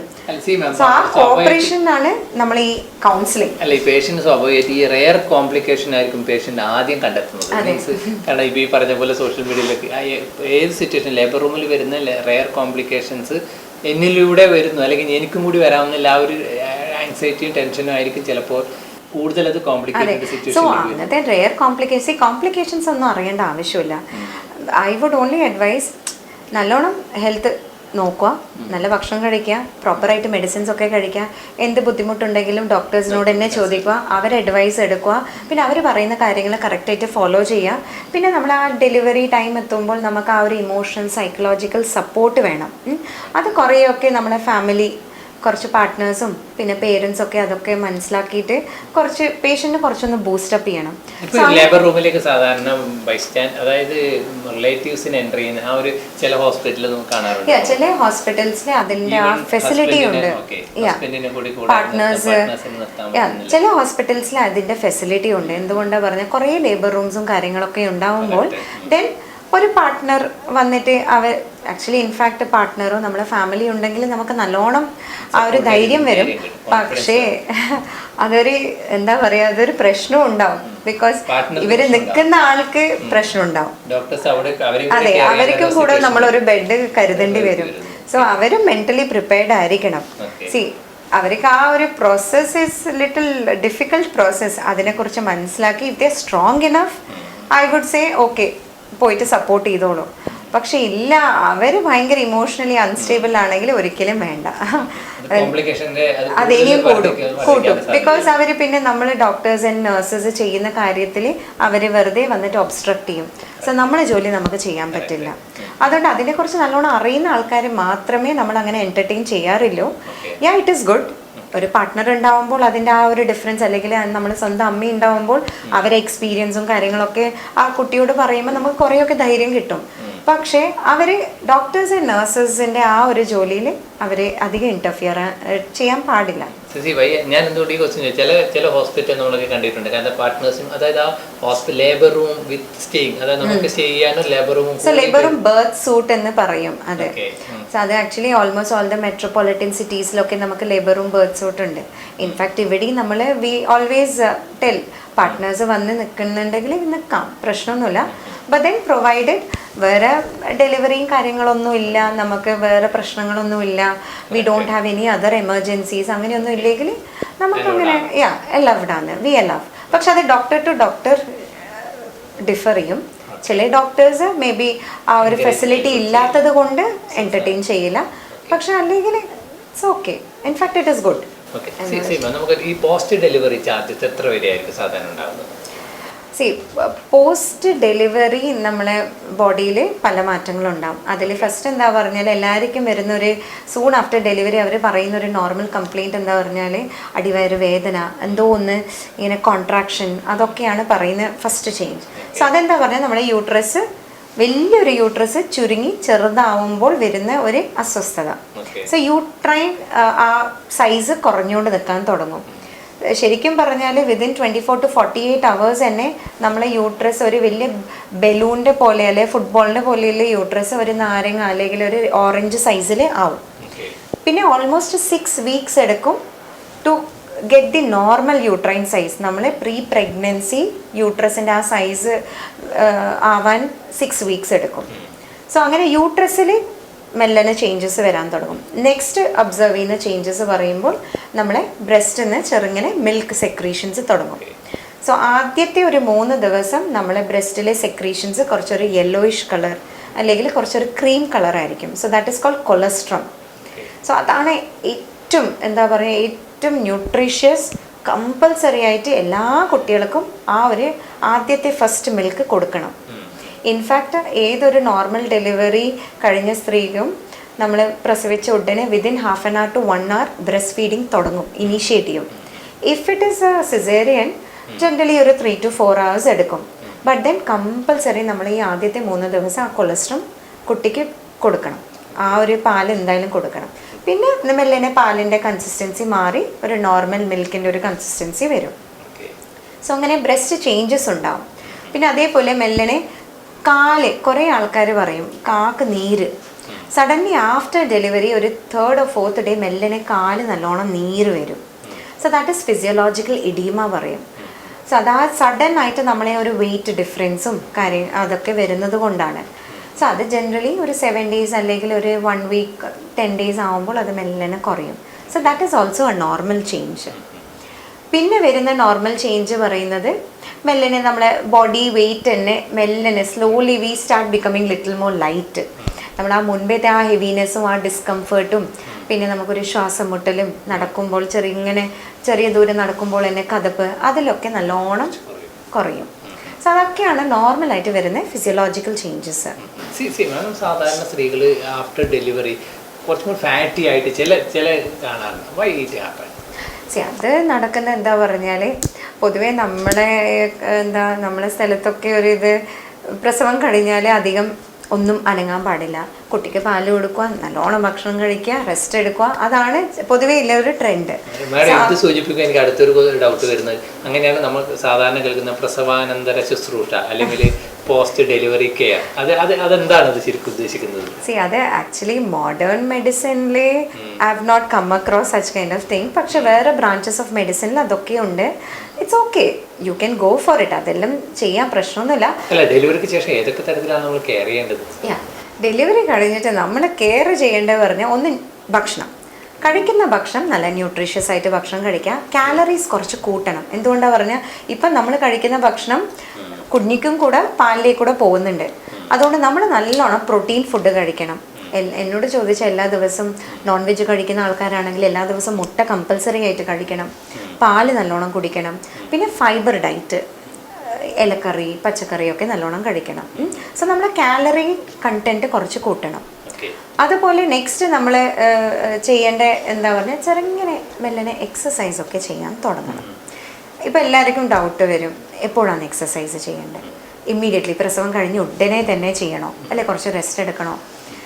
So normal delivery ആണെങ്കിൽ ഒരു 10 days you can take rest. അധികം ഓക്കെ, കുറച്ചൊന്ന് ബോഡിക്ക് ഒരു റെസ്റ്റ് കൊടുത്തോളൂ, കുറച്ച് റിലാക്സ് ആയിക്കോളൂ. But after 10 days I would say slowly നടത്തം സ്റ്റാർട്ട് ചെയ്യണം, വാക്കിംഗ് കമ്പൽസറി. സിസേറിയൻ സെക്ഷൻ ആണെന്ന് വിചാരിച്ചോളൂ, അവർക്ക് കുറച്ച് ആ സ്റ്റിച്ചിൻ്റെ വേദനയും കാര്യങ്ങളൊക്കെ ഉണ്ടാവും. സോ അവർക്ക് ഒരു 2 weeks അല്ലെങ്കിൽ ഒരു 2.5 weeks കഴിഞ്ഞിട്ട് മെല്ലനെ walking is the best thing which you can do. ഈ ബ്രസ്റ്റ് ഫീഡിങ് ഇപ്പം നേരത്തെ നമ്മൾ പറഞ്ഞു, ബ്രസ്റ്റ് ഫീഡിങ്ങിൻ്റെ അഡ്വാൻറ്റേജ് എന്തൊക്കെയാണ്? സാധാരണ മറ്റൊരു സംശയം എന്ന് പറഞ്ഞാൽ ഈ പുതിയ ജനറേഷൻ ബ്രസ്റ്റ് ഫീഡിങ്ങിന് എത്രത്തോളം എൻ്റർടൈൻ ചെയ്യുന്നുണ്ട്? അല്ല, ഇപ്പോൾ കുട്ടികൾ കുറച്ചും കൂടി അവെയറാണ്. ബ്രസ്റ്റ് ഫീഡിങ് ആ ഒരു ട്രെൻഡ് ഇപ്പം കുറച്ചും കൂടി they have come forward. Breast feeding ചെയ്യണം എന്നുള്ളൊരു മെൻറ്റാലിറ്റിയാണ്. ആസ് മച്ച് ആസ് ഞാൻ എൻ്റെ പേഷ്യൻസിൽ മിക്ക ഒരു 99% they are okay with breast feeding. എന്തുകൊണ്ടാണ് പറഞ്ഞാൽ ഇപ്പം സോഷ്യൽ മീഡിയയിൽ ഭയങ്കരമായിട്ട് ബ്രസ്റ്റ് ഫീഡിങ് ചെയ്യണം എന്നുള്ളൊരു ട്രെൻഡ് സ്റ്റാർട്ടായിരുന്നു. അതുകൊണ്ട് ഇറ്റ്സ് എ ഗുഡ് തിങ്. അതുകൊണ്ട് എല്ലാവരും ദേ ആർ കമ്മിങ് ഫോർവേഡ്. പക്ഷെ നമുക്ക് ഫസ്റ്റ് ഓഫ് ഓൾ അഡ്വാൻറ്റേജസ് എന്താണ് കറക്റ്റായിട്ട് സയൻറ്റിഫിക് ആയിട്ട് മനസ്സിലാക്കണം. One thing is breast feeding always ആദ്യത്തെ 6 മാസം കുഞ്ഞിക്ക് അമ്മേൻ്റെ പാല് മാത്രമേ കൊടുത്തുള്ളൂ. Only breast feeding, that is called exclusive breast feeding. So പലരും പറയും കുഞ്ഞിക്ക് ദാഹിക്കുന്നുണ്ടാവില്ലേ, കുറച്ച് വെള്ളം കൊടുത്തൂടെ, അല്ലെങ്കിൽ മുന്തിരീൻ്റെ വെള്ളം, അല്ലെങ്കിൽ എന്താ ഹണി, നമ്മുടെ തേൻ, അങ്ങനെ കുറേ കാര്യങ്ങൾ കൊടുക്കാൻ നോക്കും. ഒരിക്കലും വേണ്ട, ഒന്നും അതിൻ്റെ ആവശ്യമേ ഇല്ല. സോ ഓൺലി അമ്മേൻ്റെ പാല് സഫീഷ്യൻറ്റ്. എന്തുകൊണ്ടാണ് പറഞ്ഞാൽ ആ അമ്മേൻ്റെ പാലിൽ തന്നെ നമുക്ക് ഇമ്മ്യൂണിറ്റി, ആൻറ്റിബോഡീസ് ഉണ്ടാവും, ഇൻഫെക്ഷൻസ് വരാണ്ട് നോക്കുന്ന കുറച്ച് കാര്യങ്ങൾ, ഇമ്മ്യൂണോഗ്ലോബുലിൻസ് ഉണ്ടാവും. അതേപോലെ ഹൈ ന്യൂട്രീഷൻ, സോ പ്രോട്ടീൻസ് നല്ലോണം ഉണ്ടാവും, കാർബോഹൈഡ്രേറ്റ് നല്ലോണം ഉണ്ടാവും. പിന്നെ കുട്ടിക്ക് ഡീഹൈഡ്രേഷൻ അല്ലെങ്കിൽ ക്ഷീണം വരാണ്ടിരിക്കാൻ അതിൽ വാട്ടർ കണ്ടൻറ്റും ഉണ്ടാവും. So it's A full package. ശരിക്കും പറഞ്ഞാൽ ഒരു കംപ്ലീറ്റ് ഒരു ഫുഡാണ് കുഞ്ഞിൻ്റെ. സോ എല്ലാ സ്ത്രീകളും ആദ്യത്തെ 6 മാസം കംപ്ലീറ്റ്ലി ബ്രസ്റ്റ് ഫീഡ് മാത്രമേ ചെയ്യാൻ പാടില്ല, വേറെ ഒന്നും കൊടുക്കാൻ പാടില്ല. പിന്നെ ഇൻ റെയർ കണ്ടീഷൻ ഒട്ടും ബ്രസ്റ്റ് മിൽക്ക് ഇല്ലാത്ത സ്ത്രീകളിൽ മാത്രം അണ്ടർ ഡോക്ടേഴ്സ് അഡ്വൈസ് ഡോക്ടർ പറയുന്ന ഫോർമുല ഫീഡോ അവരെന്താ പറയുന്നത് അത് കൊടുക്കണം. Otherwise breast feeding is must and it should be given. പിന്നെ ഈ ബ്രസ്റ്റ് ഫീഡിങ്ങിൻ്റെ അഡ്വാൻറ്റേജ് പറയുമ്പോൾ നമ്മളെ കുഞ്ഞിക്ക് പാല് കൊടുക്കുമ്പോൾ ഒരു മദർ ആൻഡ് ബേബി ഒരു ബോണ്ട് അറിയാണ്ട് തന്നെ ഒരു ഇമോഷണൽ ബോണ്ട് വരും. സോ കുട്ടി കുറച്ചും കൂടിയും ഇതാണ് അമ്മ, ഇതാണ് കുറച്ചും കൂടി അറ്റാച്ച്മെൻറ്റ് കൂടും. അതേപോലെ അമ്മക്കും ഒരു ഇമോഷണൽ ഒരു ബോണ്ടിങ് വരും. അങ്ങനെയാണ് പാൽ ഇനിയും നല്ല രീതിയിൽ സെക്രീറ്റ് ആവുന്നത്. സോ ആ ഇമോഷണൽ ബോണ്ട് ഉണ്ട്. അതേപോലെ ഞാൻ പറഞ്ഞ പോലെ ന്യൂട്രീഷൻ, പിന്നെ നമുക്ക് ഇൻഫെക്ഷൻസ്, റെസ്പിറേറ്ററി ഇൻഫെക്ഷൻസ്, ജലദോഷം, ചുമ, കുഞ്ഞിക്കൊന്നും വരാണ്ടിരിക്കാൻ, മൂത്രക്കടച്ചിൽ അങ്ങനെയൊന്നും വരാണ്ട് ഈ ബ്രസ്റ്റ് ഫീഡിങ് കുറേയൊക്കെ ബ്രസ്റ്റ് മിൽക്ക് കുറേയൊക്കെ ഹെൽപ്പ് ചെയ്യും. പിന്നെ അമ്മക്ക് കുറച്ച് അഡ്വാൻറ്റേജസ്, മേജർ അഡ്വാൻറ്റേജസ് എന്താ പറഞ്ഞാൽ ബ്രസ്റ്റ് മിൽക്ക് അല്ലെ ബ്രസ്റ്റ് ഫീഡിങ് ചെയ്ത സ്ത്രീകളിൽ പിന്നീട് in later life sugar, pressure, cholesterol പറഞ്ഞ മാതിരിയുള്ള അസുഖങ്ങൾ വരാനുള്ള സാധ്യത വളരെ കുറവാണ്. Next breast cancer, ovarian cancer മാതിരിയിലെ റിസ്ക്കും നല്ലോണം കുറവാണ്. സോ ബ്രസ്റ്റ് ഫീഡ് ചെയ്യുന്ന സ്ത്രീകളിൽ നമ്മൾ അതിൻ്റെ ആ ഒരു ഇൻസിഡൻസേ വളരെ കുറവാണ്. ഇൻഫാക്റ്റ് ബ്രസ്റ്റ് ഫീഡിങ് ചെയ്യാത്ത ആൾക്കാരിലാണ് ഇതിൻ്റെ ഇൻസിഡൻസ് അല്ലെ cancer, ovarian cancer, breast cancer ഒക്കെ കൂടുന്നത്. So always go for breast feeding. സാധാരണ പോസ്റ്റ് ഡെലിവറിക്ക് ശേഷം ശരീരത്തിൽ അല്ലെങ്കിൽ പിന്നെ സാധാരണ ഒരു സ്ത്രീക്കുണ്ടാകുന്ന മറ്റ് ശാരീരിക ബുദ്ധിമുട്ടുകൾ ഏതെങ്കിലും തരത്തിൽ ഫേസ് ചെയ്യുന്നുണ്ടോ? മറ്റ് ശാരീരിക ബുദ്ധിമുട്ട് പറയുമ്പം ഒന്ന് ആ ഒരു മൊത്തത്തിൽ നമ്മളെ ഒരു ലൈഫ് മൊത്തത്തിൽ മാറിയില്ലേ. ഇത്ര വരെ നമ്മളെ മാത്രം നോക്കിയാൽ മതി. ഇനിയിപ്പം വേറെ ഒരാളെയും കൂടെ നമ്മൾ നോക്കണം. സോ നമ്മളെ ആ കംപ്ലീറ്റ് ടൈം ടേബിൾ മാറും. ചിലപ്പോൾ നമ്മൾ ഉറങ്ങുന്ന സമയം വ്യത്യാസം ഉണ്ടാവും, നമ്മൾ എണീക്കുന്ന സമയം വ്യത്യാസം ഉണ്ടാവും, കഴിക്കുന്ന ഭക്ഷണത്തിൻ്റെ ടൈമിംഗ് എല്ലാം മാറും. സോ അത് കാരണം നമുക്ക് ഇമോഷണലി കുറച്ച് മാറ്റങ്ങൾ ഉണ്ടാവും, ആ ഒരു അഡ്ജസ്റ്റ്മെൻറ്റ് ഇഷ്യൂസ് വരും. പിന്നെ നമ്മൾ ഫിസിക്കലി സ്ലീപ്പ് നല്ലോണം കുറയും.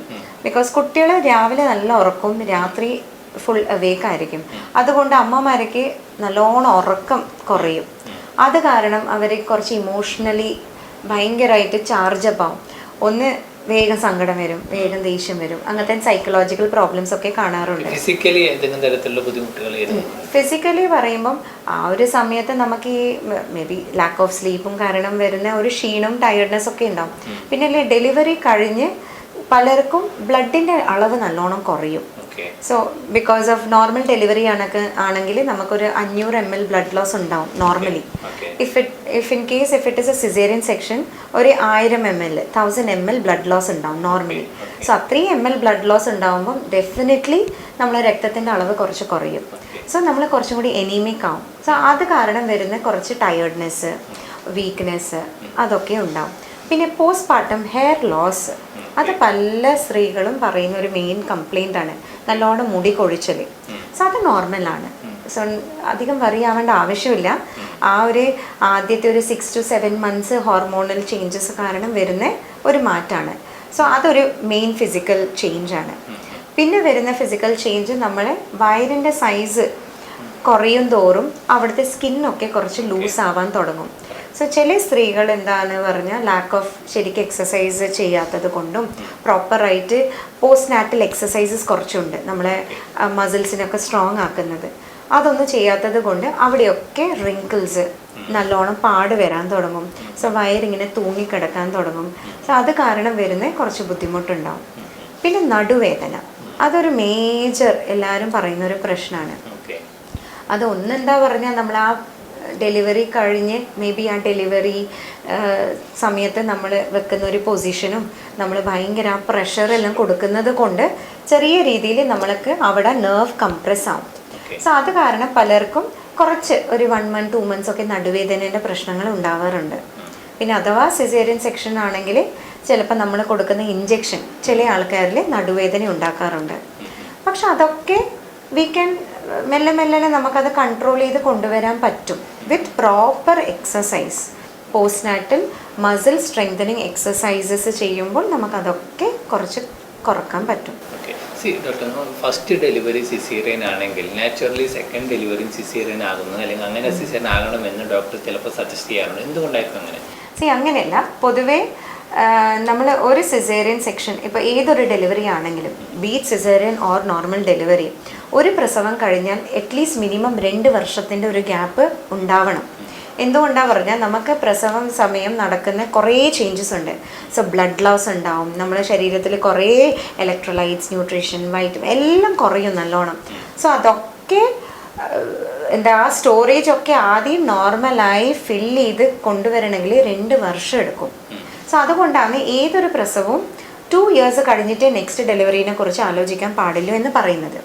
Now when it comes to caesarean, ഇനിയിപ്പോൾ ഓപ്പറേഷൻ ആണെങ്കിൽ നമ്മൾ കീറി മുറിച്ചിട്ടാണ് കുട്ടീനെ പുറത്തേക്ക് എടുക്കുന്നത്. സോ നമ്മൾ ഇട്ട് സ്റ്റിച്ചും കാര്യങ്ങളൊക്കെ അലിഞ്ഞ് അത് പ്രോപ്പറായിട്ട് ഹീലാവാൻ, ഉണങ്ങാൻ കുറച്ച് സമയം എടുക്കും. അത് ഓരോരാളെ ബോഡി അനുസരിച്ചിട്ടാണ്. സോ ജനറലി നമ്മൾ പറയുന്നത് ഒരു 3 years ഗ്യാപ്പ് എടുത്തോളൂ. If it is A caesarean section ഒരു 3 years ഗ്യാപ്പ് എടുത്ത് കഴിഞ്ഞ് എന്നിട്ട് മാത്രം പ്രഗ്നൻ്റ് ആവുക. എന്നിട്ട് ആ പ്രഗ്നൻസിയിൽ നമ്മൾ പ്രീവിയസ് സിസേറിയൻ ആ സ്റ്റിച്ചിട്ട ഭാഗത്തിൻ്റെ തിക്നെസ് നോക്കണം. സോ അത് പ്രോപ്പറായിട്ട് ആ തിക്നെസ് ഉണ്ടെങ്കിൽ നമുക്ക് we can go for normal delivery. പക്ഷേ ചില പേഷ്യൻസിൽ ആ തിക്നെസ് നല്ലോണം കുറയും. ആ സ്റ്റിച്ചിട്ട ഭാഗത്തിൻ്റെ ആ കട്ടി നല്ല കുറവായിരിക്കും. കുറവാകുമ്പോൾ നമുക്ക് നോർമൽ ഡെലിവറി ചാൻസ് എടുക്കലേ റിസ്ക്കാണ്. പിന്നെ നോർമൽ ഡെലിവറി ആവണമെങ്കിൽ ഇത് മാത്രമല്ല, പിന്നെ ബാക്കി ഇപ്പോൾ ബേബി പൊസിഷൻ, ബേബി വെയിറ്റ്, പിന്നെ അമ്മേൻ്റെ കണ്ടീഷൻ, വേറെ റിസ്ക് ഫാക്ടേഴ്സ് എന്തെങ്കിലും ഉണ്ടോ ഇല്ലയോ അതൊക്കെ നോക്കണം. സോ 100% ഒരു കമ്പൽസറി റൂളൊന്നുമല്ല സിസേറിയൻ ആണെങ്കിൽ നെക്സ്റ്റ് ആദ്യം സിസേറിയൻ ചെയ്യണം എന്നൊരു റൂളല്ല. ബട്ട് 3 years കഴിഞ്ഞ് എല്ലാം ഫേവറബിൾ ആണ്, എല്ലാം ഓക്കെ ആണ്, മിനിമൽ റിസ്ക് ആണെങ്കിൽ മാത്രം we can go for normal delivery. അതും നോർമൽ ഡെലിവറി ഒരു ട്രയൽ കൊടുക്കാനേ പറ്റൂ. സാധാരണ രീതിയിൽ വജൈനൽ ഡെലിവറിക്ക് കൊടുക്കുന്ന എല്ലാ മെഡിസിൻസും എല്ലാ ഡ്രിപ്സും കാര്യങ്ങളൊന്നും നമുക്ക് പ്രീവിയസ് സിസേറിയൻ സെക്ഷൻ അമ്മക്ക് കൊടുക്കാൻ പറ്റില്ല. ബിക്കോസ് നമ്മൾ വെറുതെ നമ്മളെ യൂട്രസിനെ നമുക്ക് സ്റ്റിമുലേറ്റ് ചെയ്യലോ കോൺട്രാക്ഷൻസിനെ കൂട്ടലോ ഒന്നും പറ്റില്ല. ബിക്കോസ് ആ സ്റ്റിച്ചിൻ്റെ ആ ഏരിയ വീക്കാവും. ബിക്കോസ് പല പേഷ്യൻസിനും നമ്മൾ എന്താ പറഞ്ഞാൽ അവർ എഗ്രി ചെയ്യില്ല, എന്തായാലും നോർമൽ തന്നെ പ്രസവിക്കണം പറയും. സോ പലരും അങ്ങനെ വെയിറ്റ് ചെയ്ത് ആ സ്റ്റിച്ചിൻ്റെ സൈറ്റൊക്കെ പൊട്ടും. പിന്നെ കുട്ടി പുറത്തേക്ക് വന്ന് ഷോക്ക്, അമ്മയും മരിക്കും, കുട്ടിക്കും പ്രശ്നങ്ങളുണ്ടാവും. സോ അങ്ങനെയൊക്കെ കുറേ പ്രോബ്ലംസ് ഉണ്ടാവും. ആ സിറ്റുവേഷൻ അവോയ്ഡ് ചെയ്യാൻ വേണ്ടിയിട്ട് ഓൾവേസ് ആ സിറ്റുവേഷൻ അവോയ്ഡ് ചെയ്യാൻ വേണ്ടി പ്രോപ്പർ അസസ്മെൻറ്റ് ചെയ്യണം. So I would never say definitely caesarean ചെയ്യണമെന്ന് ഞാൻ പറയില്ല. പക്ഷെ അത് പേഷ്യൻറ്റിനെ അസസ് ചെയ്ത് എന്നിട്ട് വേണം ഡിസൈഡ് ചെയ്യാൻ. സാധാരണ ഇങ്ങനെയുള്ള സിറ്റുവേഷനിൽ ഫസ്റ്റ് ഡെലിവറി സിസേറിയൻ ആണെങ്കിൽ പേഷ്യൻ്റ് തന്നെ ആവശ്യപ്പെടില്ല. ഇപ്പോൾ മോസ്റ്റ്ലി നമ്മൾ ഇതൊക്കെ പറയുമ്പോൾ മോസ്റ്റ് ഓഫ് ദ പേഷ്യൻസ് അവർ പറയും റിസ്ക് എടുക്കണ്ട, നമുക്ക് സിസേറിയൻ എന്ന് ചെയ്യാൻ പറയും. പക്ഷെ എന്നാലും doctors we assess. Normal delivery പറ്റുമെങ്കിൽ നമ്മൾ ഓൾവേസ് നോർമൽ ഡെലിവറി എൻകറേജ് ചെയ്യുമല്ലോ. ബിക്കോസ് അത് കുറച്ചും കൂടി നമുക്കും എന്താ പറഞ്ഞ പേഷ്യൻറ്റിനും ഇറ്റ്സ് മോർ ഫിസിയോളജിക്കൽ അല്ലേ. സോ ഒരു ഓപ്പറേഷൻ ചെയ്യുമ്പോൾ വരുന്ന കോംപ്ലിക്കേഷൻസ് കുറേയൊക്കെ കുറവാണ്. സോ നമ്മൾ അതൊക്കെ നോക്കി അസസ് ചെയ്ത് മാത്രമേ ഒരു ഇത് പറയാറില്ലോ, ഒരു ഡിസിഷൻ എടുക്കാറില്ലോ. സോ ഒരിക്കലും അത് ഹാർഡ് ആൻഡ് ഫാസ്റ്റ് റൂൾ അല്ല. സാധാരണ ബേബിയുടെ ഏത് പൊസിഷനിലാണ് അതൊരു നോർമൽ ഡെലിവറിയിലേക്ക് എത്തുന്നത്? സോ ആക്ച്വലി പറയണമെങ്കിൽ ഇപ്പോൾ ഇവിടെ തന്നെ നമുക്ക് അതൊരു ക്ലിയർ ആയിട്ട് എക്സാമ്പിളായി എനിക്ക് പറയാൻ പറ്റും. സോ ഇത് ഈ ഒരു പൊസിഷൻ പറഞ്ഞാൽ തല താഴേക്കും ചന്തിഭാഗം മുകളിലേക്കും. സോ ഇതാണ് നമ്മുടെ ഗർഭസഞ്ചി. ഇത് ഗർഭസഞ്ചിൻ്റെ വായ്. സോ കുട്ടീൻ്റെ പൊസിഷൻ ഇങ്ങനെയാണെങ്കിൽ പറഞ്ഞാൽ ഹെഡ് ഡൗൺ പൊസിഷൻ, ഈ വേർട്ടെക്സ്, ഇതിനെയാണ് വേർട്ടെക്സ് പറയുക. സോ ഇത് പ്രസൻറ്റിങ് പാർട്ട് ആണെങ്കിൽ ഇത് നോർമൽ ഡെലിവറി. പൊതുവെ എല്ലാ ഡോക്ടേഴ്സും we go for normal delivery, വേറെ ഒന്നും കോംപ്ലിക്കേഷൻസ് ഒന്നും ഇല്ലെങ്കിൽ. നെക്സ്റ്റ് കുട്ടി ഇങ്ങനെ തന്നെ ഉണ്ടാവണമില്ല. ചിലപ്പോൾ എന്താ പറഞ്ഞാൽ ഇങ്ങനെയും ഉണ്ടാവാം. പറഞ്ഞാൽ ചന്തിയുടെ ഭാഗം താഴേക്കും തല മുകളിലേക്കും ആയിട്ട്. സോ ഇതാണ് ഗർഭസഞ്ചിൻ്റെ വായ് അല്ലെങ്കിൽ സെർവിക്സ്. സോ ഈ ഒരു ബ്രീച്ച് പൊസിഷൻ ആണെങ്കിൽ, അതും ഫസ്റ്റ് ടൈം ഡെലിവറി ചെയ്യുന്ന പേഷ്യൻ്റ് ആണെങ്കിൽ we always advise caesarean section. എന്തുകൊണ്ടാണ് പറഞ്ഞാൽ ഫസ്റ്റ് ടൈം ഈ ഒരു പൊസിഷൻ ആവുമ്പോൾ നമ്മുടെ പെൽവിസ് അത്ര ഒരു സ്പേസ് ഉണ്ടാവില്ല. നമ്മുടെ തല വരുന്ന പോലെയല്ല ഫസ്റ്റ് ചന്തി വരല്. സോ അതൊരു കുറച്ച് കോംപ്ലിക്കേറ്റഡ് ആണ്, റിസ്ക് കൂടുതലാണ്, കുട്ടിക്ക് കൂടുതൽ പ്രശ്നങ്ങൾ ഉണ്ടാവേണ്ട ചാൻസസ് ഉണ്ട്. അതുകൊണ്ട് ഓൾവേസ് ബ്രീച്ച് പൊസിഷൻ ആണെങ്കിൽ V go four caesarean section. പക്ഷേ സെക്കൻഡ്, തേർഡ് അല്ലെ ഫോർത്ത് പ്രഗ്നൻസി ആണ് നമുക്ക് ഈ പൊസിഷൻ വരുന്നുണ്ടെങ്കിൽ we can go four vaginal delivery. പക്ഷേ അതൊക്കെ കുട്ടീൻ്റെ വെയിറ്റും ബാക്കി കുറേ കാര്യങ്ങൾ ഡിസൈഡിങ് ഫാക്ടേഴ്സ് ഉണ്ട്. സോ അതൊക്കെ കറക്റ്റ് ആണ്, ഫേവറബിൾ ആണെങ്കിൽ നമുക്ക് വി ക്യാൻ ഗോ. പക്ഷെ ആദ്യത്തെ പ്രസവം സ്കാനിങ്ങിലേക്കൂടെ കണ്ടുപിടിക്കാൻ പറ്റും. Definitely position of the baby നമുക്ക് സ്കാനിങ്ങിലേക്കൂടെ കണ്ടുപിടിക്കാൻ പറ്റും. ജനറലി അത് നമ്മൾ 9ാം മാസം കഴിഞ്ഞിട്ട് നമ്മൾ എപ്പോഴും സ്കാൻ ചെയ്യും to know the position of the baby. ശരിക്കും ക്ലിനിക്കലി നമുക്ക് മനസ്സിലാക്കാൻ പറ്റും. പേഷ്യൻറ്റിനെ എക്സാമിൻ ചെയ്യുമ്പോഴും ഏത് ഭാഗമാണ് താഴേക്ക് നമുക്ക് മനസ്സിലാക്കാൻ പറ്റും. അതേപോലെ സ്കാനിങ്ങിൽ നമുക്ക് കൺഫേം ചെയ്യാനും പറ്റും. സോ ഇങ്ങനെ ഫസ്റ്റ് ഹെഡ് ഡൗൺ പൊസിഷൻ ഉണ്ടാവാം, ഇത് നോർമൽ ഡെലിവറിക്ക് ഫേവറബിൾ ആണ്. പിന്നെ ചന്തി ഭാഗം താഴേക്കാവാം, ബ്രീച്ച് പൊസിഷൻ പറയും. ഇത് ഫസ്റ്റ് ടൈം മദേഴ്സ് ആണെങ്കിൽ not a very good option for normal delivery. പക്ഷേ സെക്കൻഡ്, തേർഡ്, ഫോർത്ത് ഡെലിവറീസിൽ ബ്രീച്ച് പൊസിഷൻ ആണെങ്കിൽ നമുക്ക് ട്രൈ ചെയ്യാം. പിന്നെ പൊസിഷൻ ഇങ്ങനെയും ആവാം. സോ ഇത് നിങ്ങൾക്ക് കാണാം, കുട്ടി ഇങ്ങനെ ട്രാൻസ്വേഴ്സ് ഈ ഒരു പൊസിഷനിലാണ് പറഞ്ഞ നമ്മുടെ ഗർഭസഞ്ചിൻ്റെ വായ ഇവിടെയും മുകളിലെ ഭാഗം ഇങ്ങോട്ടുമാണ്. സോ കുട്ടി ഇങ്ങനെ ട്രാൻസ്വേഴ്സ് ആണ്. ഇതൊരിക്കലും നോർമൽ ഡെലിവറി ആവുക. Never never never. എന്തുകൊണ്ടാണ് പറഞ്ഞാൽ നോർമൽ ഡെലിവറി ആയാൽ ഫസ്റ്റ് ഒന്നെങ്കിൽ കൈ വരും, അല്ലെങ്കിൽ ഇവിടെ നിങ്ങൾക്ക് കാണാം ഇതാണ് മറുപുള. മറുപുളേൻ്റെ കോഡ്, അമ്പലിക്കൽ കോഡ് പറയും. ചിലപ്പോൾ ഈ കോഡ് പുറത്തേക്ക് വരും. സോ അതൊക്കെ ഭയങ്കര ഡേഞ്ചറസ് ആണ്. That will even lead to never never. ഇത് ഇൻഫാക്ട് ബേബിന് നമുക്ക് കിട്ടൂല അൺലെസ് പ്രീ ടേം ബേബീസും വളരെ വെയിറ്റ് കുറവില്ല ബേബീസ് ആണെങ്കിൽ സ്പോണ്ടേനിയസ് ആയിട്ട് ചില അമ്മമാരെന്താ പറഞ്ഞാൽ 32, 33 വീക്സിലെല്ലാം സ്പോണ്ടേനിയസ് വേദന വന്ന് ചിലപ്പോൾ ഹോസ്പിറ്റലിൽ എത്തുന്ന മുമ്പേ പ്രസവിക്കും. അങ്ങനത്തെ ചില സിറ്റുവേഷനിൽ മേ ബി ഇങ്ങനെ ഉണ്ടായാലും ചിലപ്പം വന്നിട്ടുണ്ടാവാം. But never full term 37 weeks കഴിഞ്ഞ ഒരു ബേബി ആണെങ്കിൽ ഒരിക്കലും ഈ ഒരു position we don't do normal delivery. Normal delivery നടക്കൂല. സോ ഇത് ഡെഫിനറ്റ്ലി സിസേറിയൻ സെക്ഷൻ തന്നെ ചെയ്യേണ്ടി വരും. സോ അങ്ങനെ വേരിയസ് കുട്ടീൻ്റെ ആ പൊസിഷനും വേരിയസ് കൈൻഡ്സ് ഉണ്ട്. സോ എല്ലാവരും ഇതൊക്കെ അറിഞ്ഞിരിക്കണം. സോ കുട്ടീൻ്റെ ആ പൊസിഷൻ, ഏത് പൊസിഷനിലാണ് നോർമൽ നടക്കാൻ സാധ്യത, ഏത് പൊസിഷനിൽ നമുക്ക് നോർമൽ ഒരിക്കലും ചെയ്യാൻ പറ്റാത്ത, ഇതെല്ലാം അറിയണം. നമ്മൾ ഡിസ്കസ് ചെയ്യും. ആറ്റ് 9 months കഴിഞ്ഞ് ഒരു 37 വീക്സ് ഉണ്ടാകുമ്പോൾ ഡെഫിനറ്റ്ലി നമ്മൾ ഡിസ്കസ് ചെയ്യും. പക്ഷെ ചെറിയ പേഷ്യൻസ് ചിലപ്പം ഇൻസിസ്റ്റ് ചെയ്യും, ഇല്ല നമുക്ക് നോക്കാം, അതൊക്കെ പറയും. പക്ഷെ ഇല്ല, അതൊരിക്കലും എന്റർടൈൻ ചെയ്യൂല. തേർഡ് കേസിൽ ഒരിക്കലും നമ്മൾ എന്റർടൈൻ ചെയ്യാറില്ല.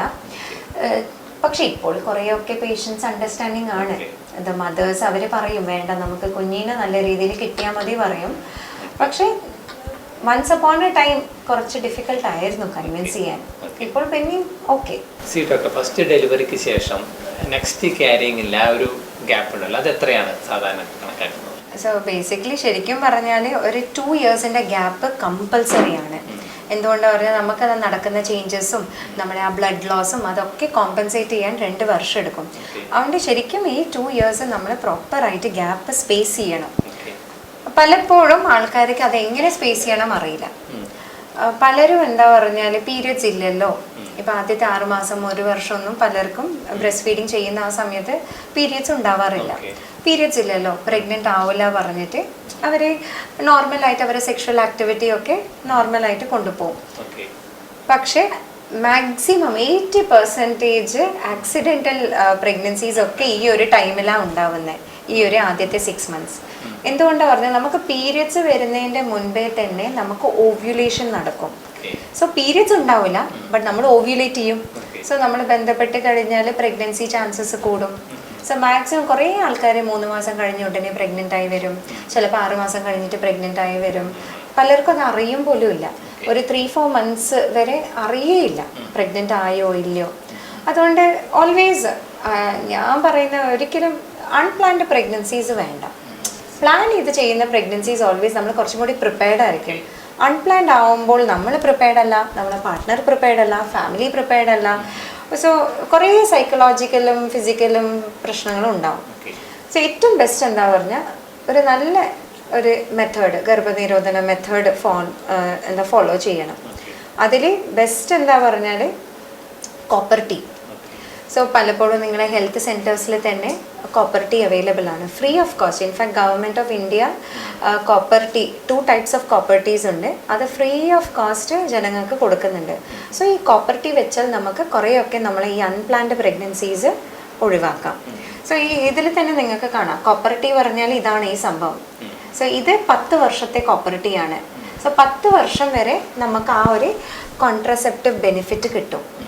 സോ ഇത് എപ്പോഴാണ് ഇത് ഇൻസേർട്ട് ചെയ്യുന്നത്? ഒരു അനസ്തീഷ്യ ഒന്നും ആവശ്യമില്ല. നോർമലി നമുക്ക് ഹെൽത്ത് സെൻറ്റേഴ്സിലെ സിസ്റ്റേഴ്സ് അല്ലെങ്കിൽ ഹെൽത്ത് സ്റ്റാഫ് അല്ലെങ്കിൽ ഹോസ്പിറ്റലിൽ വന്ന ഡോക്ടേഴ്സ് ഇൻസേർട്ട് ചെയ്യും. ഇതേപോലെ ഈ കോപ്പർ ടീ ഇപ്പോൾ സിസേറിയൻ ആണെങ്കിൽ സിസേറിയൻ്റെ ആ സമയത്ത് കോപ്പർ ടീ വെക്കാം. പിന്നെ സിസേറിയൻ കഴിഞ്ഞിട്ടുള്ള സമയത്ത് may be around 2 to 3 months ഉള്ളിൽ ഇഫ് സപ്പോസ് നമ്മൾ പ്രഗ്നൻ്റ് അല്ലെങ്കിലും കോപ്പർ ടീ വെക്കാം. അങ്ങനെ copper T is a best. പിന്നെ IUCD intra uterine contraceptive device പറയും. സോ അതാണ് ഏറ്റവും ബെസ്റ്റ് മെത്തേഡ് ഓഫ് കോൺട്രസെപ്ഷൻ. ഇനി അതല്ലെങ്കിൽ അത് പറ്റില്ല, കോപ്പർ ടീ അവർക്ക് താല്പര്യമില്ലെങ്കിൽ പിന്നെ മെഡിസിൻസ് എല്ലാ ദിവസവും കഴിക്കുന്ന റെഗുലർലി യൂസ് ചെയ്യുന്ന മെഡിസിൻസ്. പക്ഷെ അതിൽ കുറച്ച് ഡിസഡ്വാൻറ്റേജ് പറയുന്നത് മിസ്സാക്കാൻ പാടില്ല. ഒരു ടാബ്ലറ്റ് മിസ്സായാലും അത് പ്രശ്നങ്ങൾ ഉണ്ടാക്കും. സോ റെഗുലറായിട്ട് ഒരേ സമയത്ത് ആ ഗുളിക കഴിച്ചിരിക്കണം.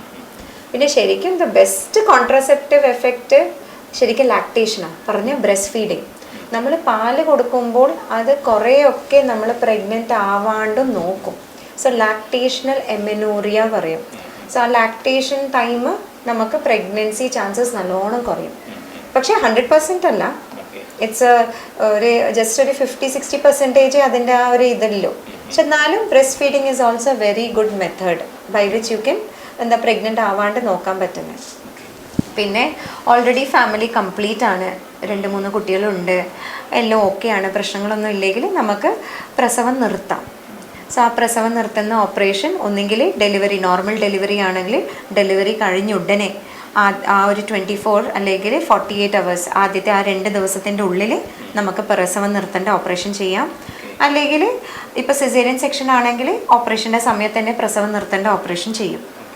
ഇനിയിപ്പോൾ അതൊന്നുമല്ല, കുട്ടി കുറച്ചൊരു 6 months കഴിഞ്ഞിട്ട് മതിയെങ്കിൽ 6 months കഴിഞ്ഞിട്ട് നമുക്ക് ലാപ്രോസ്കോപ്പി വഴി പ്രസവം നിർത്തേണ്ട ഓപ്പറേഷൻ ചെയ്യാം. സോ അത് പക്ഷെ പെർമനൻ്റ് ആണ്. സോ പെർമനൻ്റ് പറഞ്ഞാൽ പിന്നെ ഓൾമോസ്റ്റ് അതൊരു 99% എഫക്റ്റീവാണ്. പിന്നെ ആദ്യം കുട്ടികൾ ഉണ്ടാവേണ്ട chances almost equal to 0. So അത് ഡെഫിനറ്റ്ലി ഫാമിലി കംപ്ലീറ്റ് ആണ്. ഇനി കുട്ടികൾ വേണ്ട ആണെങ്കിൽ മാത്രം പെർമനൻറ്റ് ഇതിലേക്ക് പോവുക. ഇല്ല ടെമ്പററി നമുക്കൊരു സ്പേസിങ് വേണം, ഗ്യാപ്പ് വേണം, കുറച്ച് കാലം നമുക്ക് കുട്ടികൾ വേണ്ട, അങ്ങനെയാണെങ്കിൽ നമ്മൾ intra uterine contraceptive device copper T പോലെയുള്ളത് ഇടാം, അല്ലെങ്കിൽ ടാബ്ലറ്റ്സ് എടുക്കാം. പിന്നെ ഇഞ്ചെക്ഷൻസ് ഒക്കെ ഉണ്ട്. ബട്ട് ദെൻ ഏറ്റവും പ്രിഫറബിൾ ഇത് രണ്ടുമാണ്. കോപ്പർ ടീ വേരിയസ് ടൈപ്സ് ഉണ്ട്. പക്ഷേ ഇപ്പോൾ നമ്മളെ ഹെൽത്ത് സെൻറ്റേഴ്സിലും ഗവൺമെൻറ് ഓഫ് ഇന്ത്യ ഫ്രീ ആയിട്ട് കൊടുക്കുന്നുണ്ട്. സോ അത് 2 types ഓഫ് കോപ്പർ ടീ. ഒന്ന് എല്ലാ 10 വർഷം മാറ്റേണ്ട കോപ്പർ ടീ, മറ്റേന്ന് എല്ലാ 5 വർഷം, പിന്നെ എല്ലാ 3 വർഷം മാറ്റേണ്ട കോപ്പർ ടീ ഉണ്ട്. അങ്ങനെ various types of copper T ഉണ്ട്. സോ ഇല്ല, ശരിക്കും പറഞ്ഞാൽ അങ്ങനെ ഒരു ഡിസ്കംഫർട്ട് ആ ഒരു പ്രഗ്നൻസി കഴിഞ്ഞ ഡെലിവറി കഴിഞ്ഞ ഉടനെ നമ്മൾ കോപ്പർ ടീ ഇൻസേർട്ട് ചെയ്തിട്ടുണ്ടെങ്കിൽ ആ ഒരു പോസ്റ്റ് ഡെലിവറി ബ്ലീഡിങ്ങിലും കാര്യങ്ങളിലെല്ലാം അതിൻ്റെ ആ സൈഡ് എഫക്ട്സ് ഒക്കെ അങ്ങനെ പോയിക്കോളും. ഏറ്റവും കൂടുതൽ ആൾക്കാർ കംപ്ലൈൻറ്റ് ചെയ്യുന്നത് എന്താ പറഞ്ഞാൽ കുറച്ച് വെള്ളപ്പോക്കിൻ്റെ പ്രശ്നങ്ങൾ, ചിലപ്പം ഹിയർ ആൻഡ് ദെയർ ബ്ലീഡിങ്ങും സ്പോട്ടിങ്ങും ഒക്കെ കംപ്ലൈൻറ്റ് ചെയ്യാറുണ്ട്. പക്ഷെ അത് ആദ്യത്തെ ഒരു 3-4 മാസമേ ഉണ്ടാവും. പിന്നെ ഒരിക്കൽ ബോഡി അതിനോട് അഡ്ജസ്റ്റ് ആയി വന്നു കഴിഞ്ഞാൽ പിന്നെ അധികം പ്രശ്നങ്ങൾ ഉണ്ടാവില്ല. പക്ഷേ നല്ലോണം ബ്ലീഡിങ്, നല്ല വേദന, ഭയങ്കര നമ്മളെ ഡേ ടു ഡേ ആക്ടിവിറ്റീസ് ഒന്നും ചെയ്യാൻ പറ്റാണ്ട് ഇല്ല ഒരു കണ്ടീഷൻ വന്നിട്ടുണ്ടെങ്കിൽ കോപ്പർ ടീ റിമൂവ് ചെയ്യണം. അങ്ങനെയാണെങ്കിൽ മെഡിട്രാക്കിൻ്റെ ഇന്നത്തെ എപ്പിസോഡ് ഇവിടെ വൈൻഡപ്പ് ചെയ്യാണ്. ഈ എപ്പിസോഡിൽ കാസർഗോഡ് വിഷൻ്റെ പ്രേക്ഷകരോട് സംസാരിച്ച കാഞ്ഞങ്ങാട് സൺറൈസ് ഹോസ്പിറ്റലിലെ ഗൈനക്കോളജിസ്റ്റ് ഡോക്ടർ നീരജ നമ്പ്യാർ കാസർഗോഡ് വിഷൻ്റെ നന്ദി അറിയിക്കുന്നു. അപ്പം എല്ലാ പ്രേക്ഷകർക്കും നന്ദി, നമസ്കാരം. Thank you ma'am. Thank you.